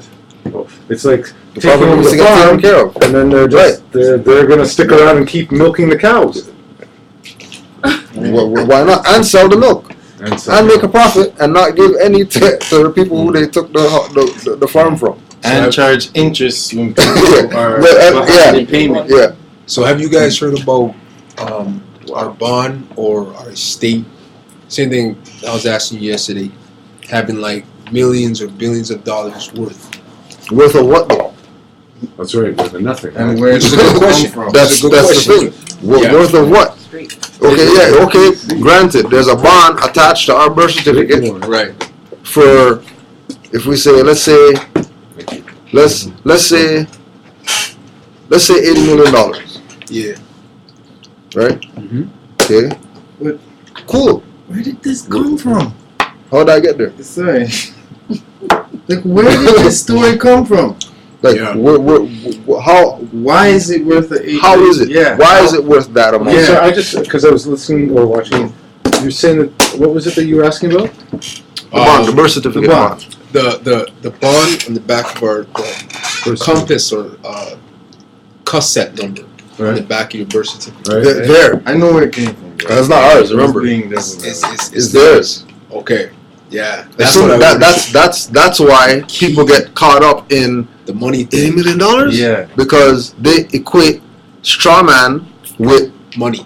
That it's theirs. Theirs. But that's right. As if when you were born that there's an automatic there and they just hijacked it. Right. When that's not the case. That's not the case. Right. There was never anything to begin with. There was nothing there to begin with. They just created a company and they're saying $1 million because what they're doing with it behind your back is they're selling the debt and the potential that they make off of you and your birth certificate and your name that you don't know about is whatever. No, but that's why they're coming up with this number. But so it's your energy. There is no number. Right. One person will say it's $1 million. The next person will say it's 50 million. Somebody says another will say it's because a guess. Because they're just saying, well, what do you think that they're doing with your name, and they're probably making all this tens of thousands of millions of dollars. What I'm it's saying, just a theory. It's a theory. No, but what I'm saying, what I'm looking at this is that they're looking at the potential. Hypothetically speaking, they're looking at the potential of what they think you might be able to produce. Yeah, but where are they getting the idea of the potential? Right. Yeah, but in this where are they getting that? The idea of the potential is coming from the birth record. So hold on. Because they know your star chart. of how much of that what you are. They know that you're a Sagittarius, and that your power is this, and you're gonna. Sagittarius is usually this, so he's probably gonna be this bracket. This bracket. Yep. So he's worth right this much. All right. Bam. Right. So put the footprint on the document from the baby. Bam. Got the footprint. Right. Go get the placenta because she can't leave with that because we need the placenta. Right. Because because we're going to use the placenta. Oh yeah. As the holy water on the ritual on this birth record that we now have in our possession, and we know everything about this person that they don't even know. They don't even know what we know about them from this little piece of paper called birth record. They don't even know, and the mother wrote it. Now they've locked down, which is the seal, right? Now they can legally slave the person. So they have the birth certificate now, right? They have the amount. I need to run out of here. They have the amount, That's right? that's what I was just saying. Remember, right? The birth certificate bond is created because of, like you were saying, the potential, right? So but as well, so let me interrupt for a second. They've also got time, but they've also got previous. Every other person who's been a Libra, or whatever, they've got this whole recorded system. So they've got the ability to. Remember the Matrix with the pods? Yeah. And then just pods. Yeah. You're just like, no, there's a lot of pods down there. They made that look real good on the movie. Yeah. That there's pods going way down there. And all those are people that Morpheus and whatever are trying to say, hey, you know, you have a nationality, you need to wake up. They just pull out the. And then they unplug them. Bam, they're nationalized. They get on their black suit. Bam, bam, they get their little phone. But you know what's interesting, because I'll let you go back and hold that other. Oh yeah, so what are you saying? That all this stuff, right? Sorry, I thought you were. Okay, yeah. I thought you were. I got you off point with that, but in terms of just knowing I was watching. Knowing exactly what your worth is. Okay, yeah, right. So the potential, right? So the potential, that even make sure you go out and get Dr. Malachi York L's book, The Potential. Since we're talking about potential. Check that book. Okay. Those are hidden books that New Yorkers don't talk about no more. York. You know, but what your potential. And where your potential? You go try the Nuwapian bookstore down at Dufferin and Eglinton. Tell them the Morris sent. Tell them the Morris sent you to get the book. Dufferin and Eglinton. Yeah. Tell them that you saw the ad in the newspaper. Where is it called? Our newspaper. The place. All eyes on All eyes on Egypt. Yeah, that's what it's called. All eyes on Egypt. Right. So the potential that they're predicting that they're gonna get from that body, right, by 80 years from this date, right, is a debt. This is what I've been trying to understand. It's a debt. It's a debt because it's a potential. It's an estimation. Yeah, you know when a company. It's not really. Yeah. $80 million. It's assumed. Right. Like when McDonald's didn't make. So it makes it a debt automatically. Like say McDonald's has a problem at one of their stores, and then all of a sudden it's a big drama, and they say they lost all these customers. They act like they lost money. Right. They just didn't make as much as they projected. Right. So it's a loss. Right. So it's a loss. But it's not really a loss because they didn't really lose anything. You know what I mean? Because they were able to quiet down the people, even though 5 people died. But it is a loss because in their system, this system has to keep perpetuating. Right. When you plug out, it's a loss. Of course it is. Right. Because that's $80 trillion. They don't have anymore. They don't have anymore. And remember, it's always based on debt. That's literally what's happening as you unplug, right, and as you proclaim. And this is why this is such a crazy situation for them. Mm-hmm. But then on the other situation, with even when we were talking about this yesterday, I think that the sovereignty, it's happening with their own cattle. Okay. Right? Yeah. that they were sort of had set up, and we were sort of giving you some breaks. Yeah, right. No, Because breaks are done now. you were the so-called white cattle. Right, right, versus right, the brown right, cattle. yes, Right? yes, But now the yes. white cattle is unplugging.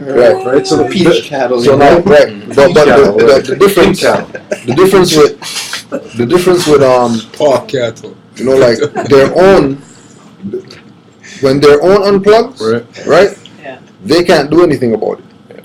But They just have to accept the fact that, okay, there's some of them unplugged, so we are gonna start some serious propaganda in that direction. Right. Yeah. Because we don't want people to even consider them. Like those are just crazy hippies, smoke too much weed. You know what I mean? David Koresh, get caught up. That's the cult or whatever. This how they're talking to their nation. Right. So their nation doesn't get down with their ones who are like the ones in Greece that are saying, no, we don't want a bailout package. We see what's going on in right over there. We see what's going on with the bailout package. Because the bailout package is yet again just the same. It's just a different. It's something else. They dress something else up. Yeah. To say here, just keep it going. Yeah, just to keep the fraud going. Just keep it going. Yeah. Right. Just Because if we can get you back into the milking, we can get you back into the milking area again. Right. Things just keep running. Things just keep running. Cool. Do you want me to go? Okay, so that's what you're saying, that with their people it's a different situation because they can't. So why? So with us, what is it that they're doing that's?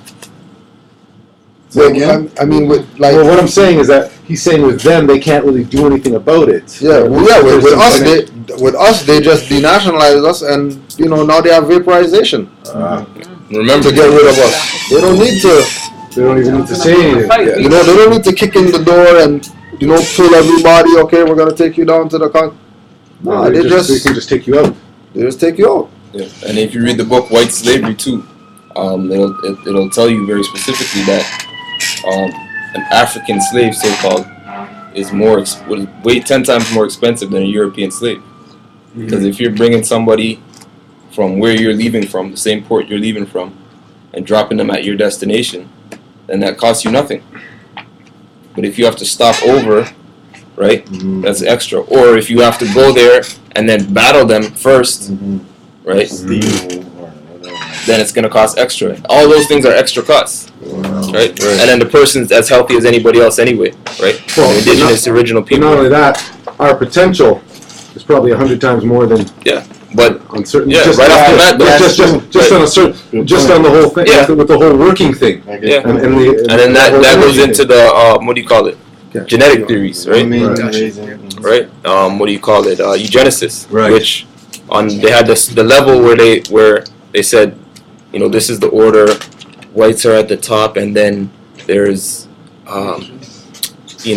Mongoloid, and then there's Negroid. Like that was for lay people to take in, but on a deeper level, they might have been saying white, they might even be saying European or Caucasian, but really, they meant that there's people who have all different skin colors and look different, but they're strong, they're built really well, and they could be from wherever, Ireland, Jamaica, Nigeria, wherever.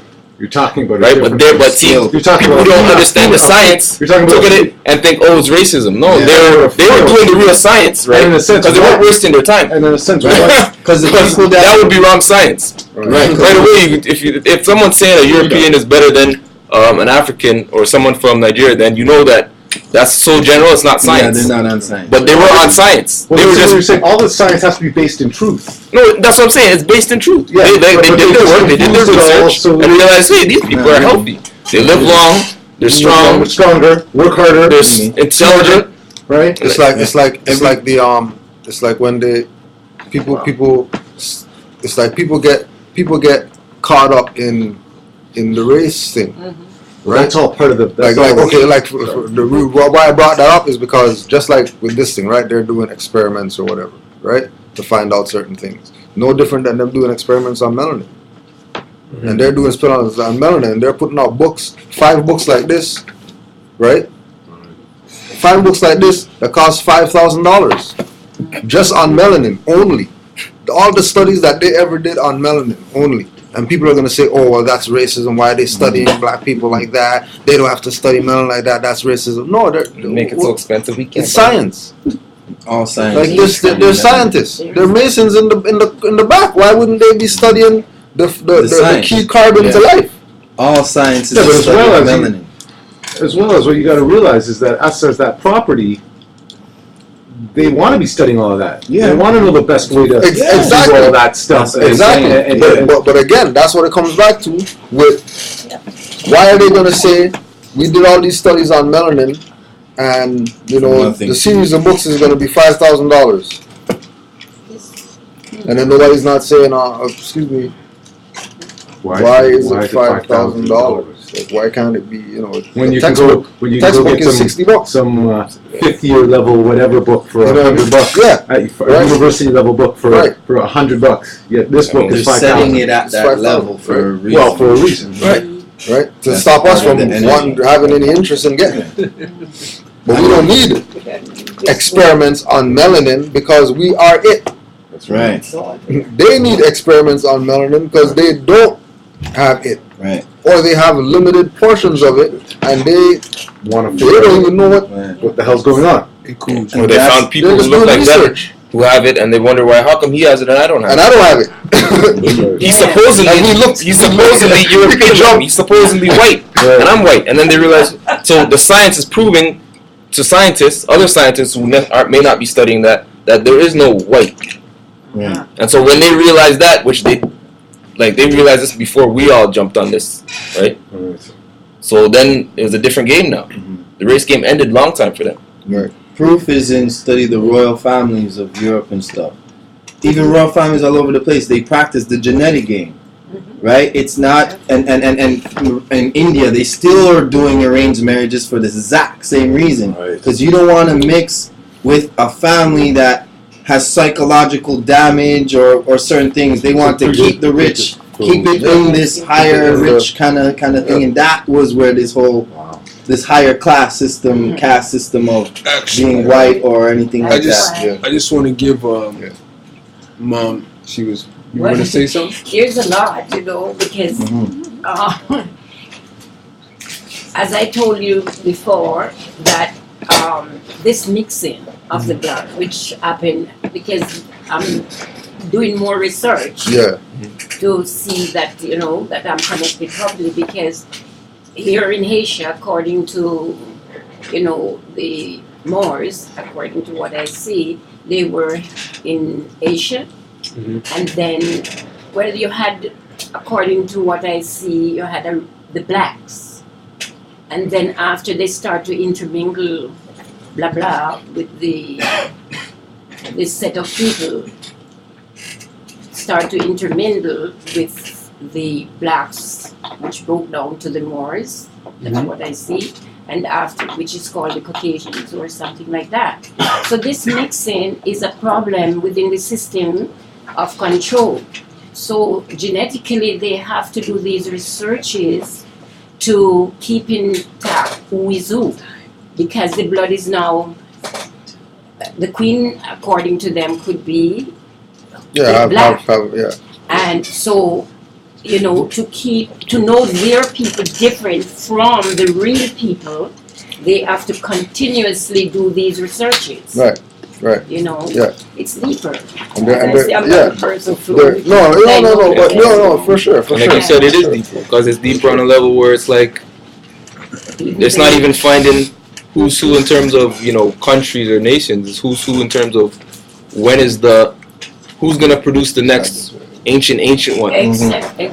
That's gonna come and just fly around and then shoot fire out of their mouth, because we're gonna know who that person's gonna be. We can't just let that person surprise us one day, flying through the sky and just blowing our stuff up, and bullets can't shoot them, and it's just because that person's coming, and then another one and another one. It's just like down there, according to what they state in Egypt there, where you had, you know, the Moses and those, they genetically, or they were doing their research to know that this Levi tribe, according to, is carrying some power structure for, you know, righteousness or whatever. Yeah, it's ancient. That goes back to the same game is being played today. Yeah. Within the health system. Right. That's what he was talking about earlier about the live birth record. When they know your life, they know exactly. If you're the tribe of Levi, if you're the tribe of this or Capricorn, and you're Milan, they have to do all these researches. They have to know because they don't carry it. So, and they're looking also for that great, that person who will bring back that Exodus 4. Right, because the whole problem in the start has been fallen humanity. So it's when if the problem is this like degenerate human being, you could say that's the European or whatever you want to call it. Or if it's in the melanated beings too, that's fallen humanity. So that's why Joali's biggest message is help me in my missionary work in the upliftment of fallen humanity, as opposed to it just being help me uplift black people.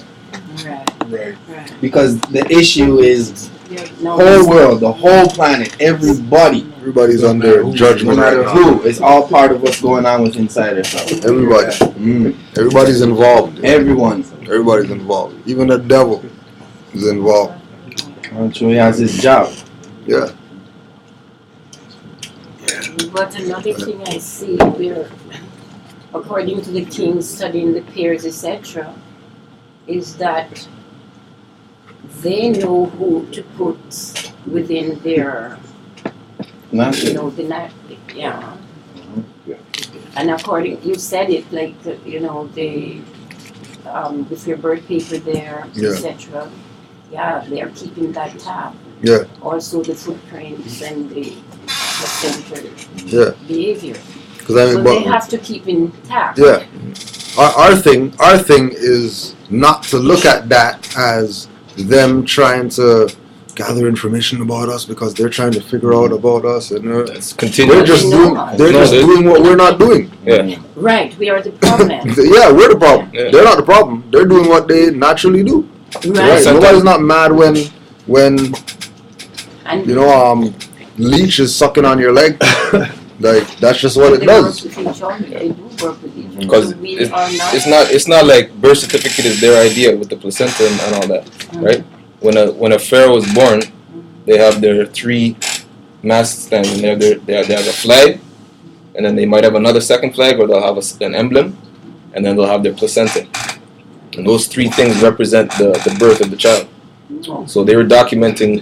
We were documenting from time. And when we stopped documenting, so someone else is documenting, and you're gonna complain that they're just doing your job, But you see that, people get lazy and then they don't do their job, and then someone comes and they're doing their job, and then they get upset. Why you doing their job? You weren't doing it.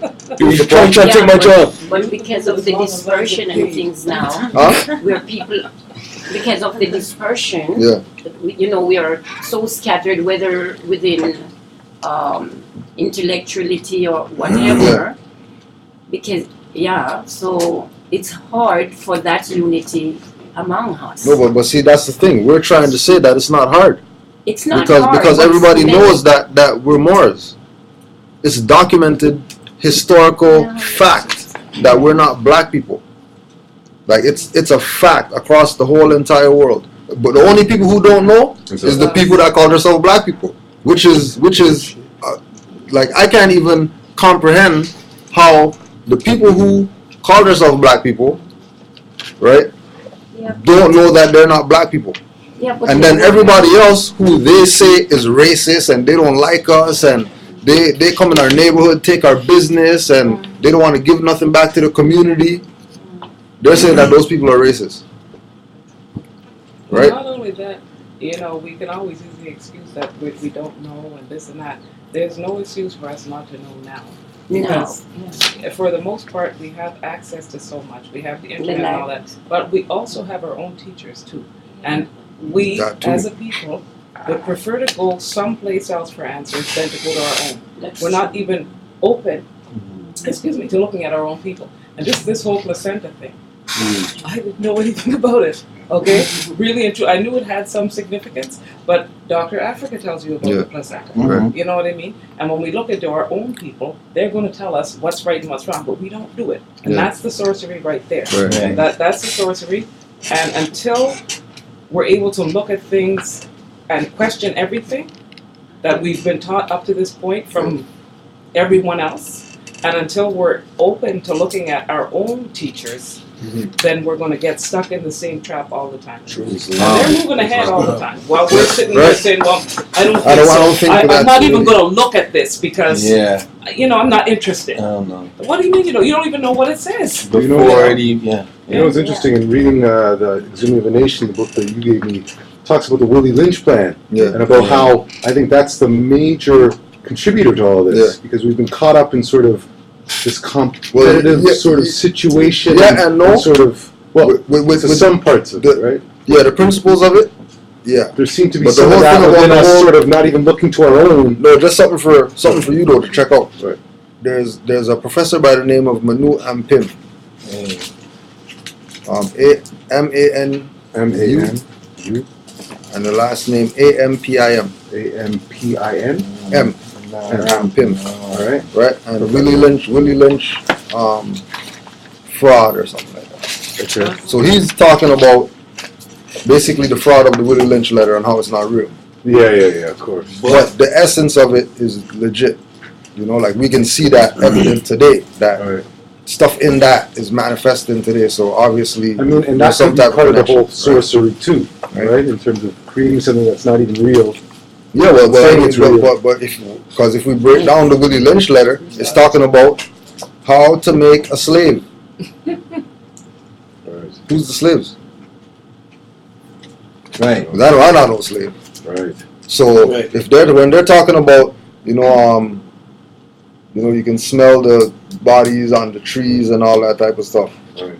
And black means pale. Right. Right. And all this type of stuff. Like I don't get caught up in those ones. No. But you see, but I was just sort of tying that in with when Sister here was talking about how we're not when we were talking about sort of the ignorance behind, or at least the lack of us wanting to find this knowledge, and the knowledge is there. I sort of tied that in. It sort of connected with the Willie Lynch thing in terms of sort of getting caught up with with just the slave master's plan or whatever. Right. Yeah. That's where bottom line, like we say every week, is it's about personal responsibility.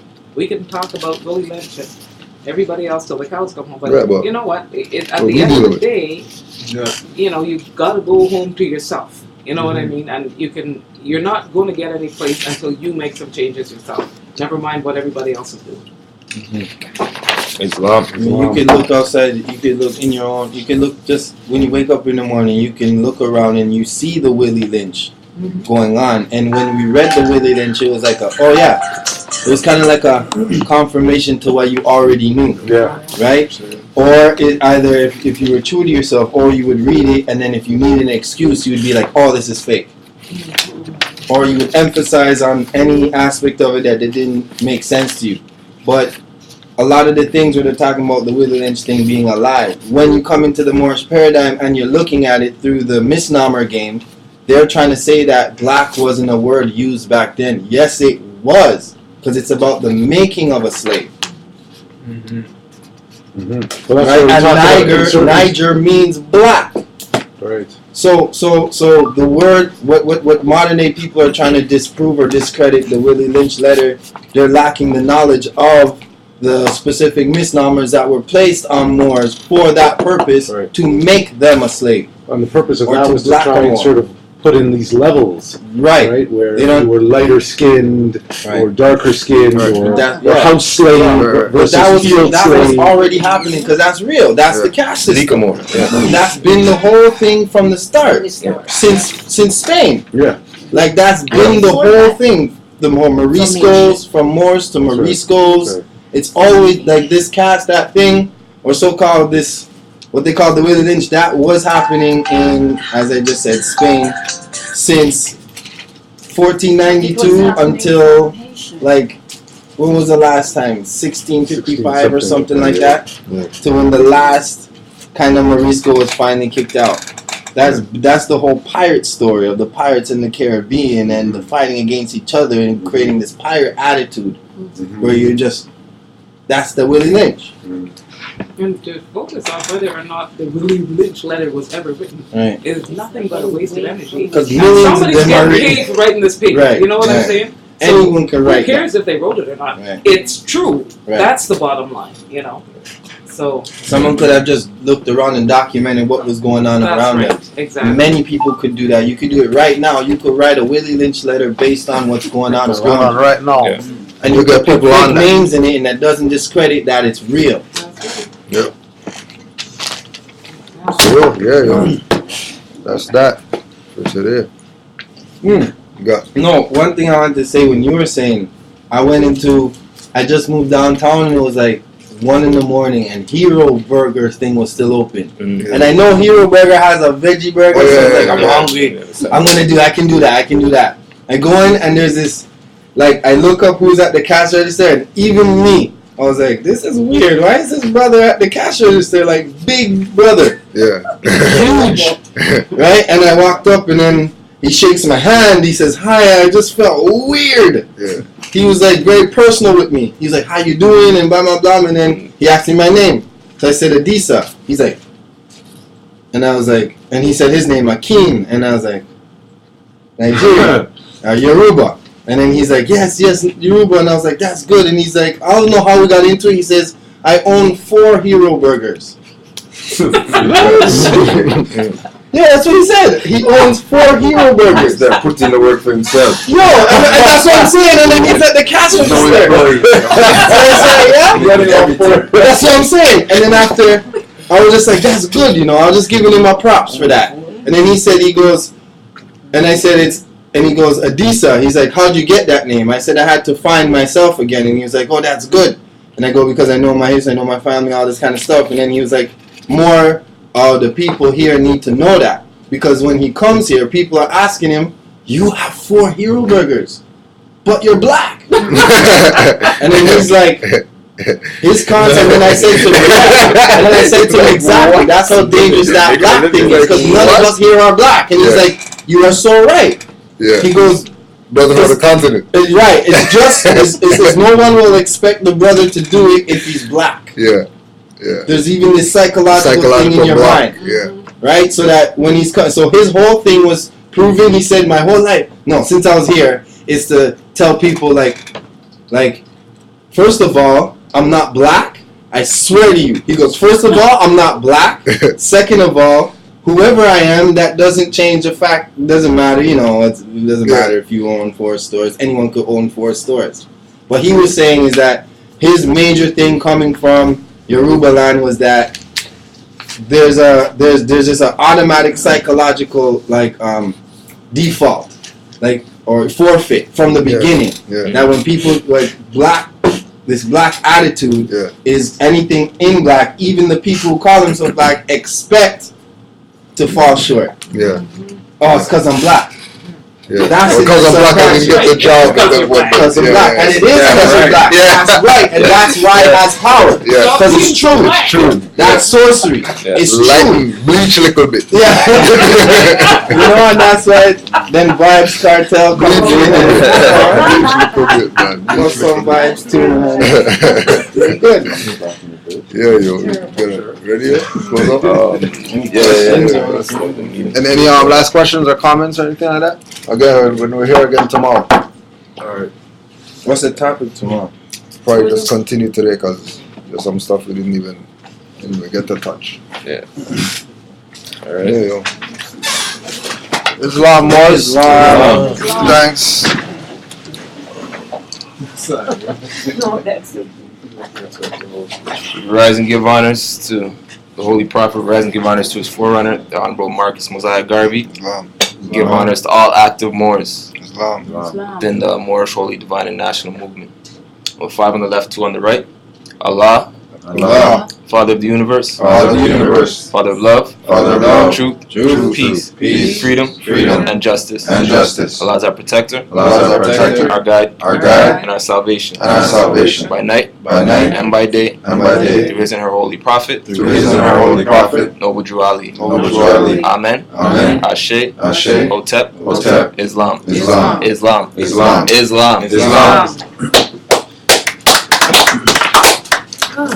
And another one.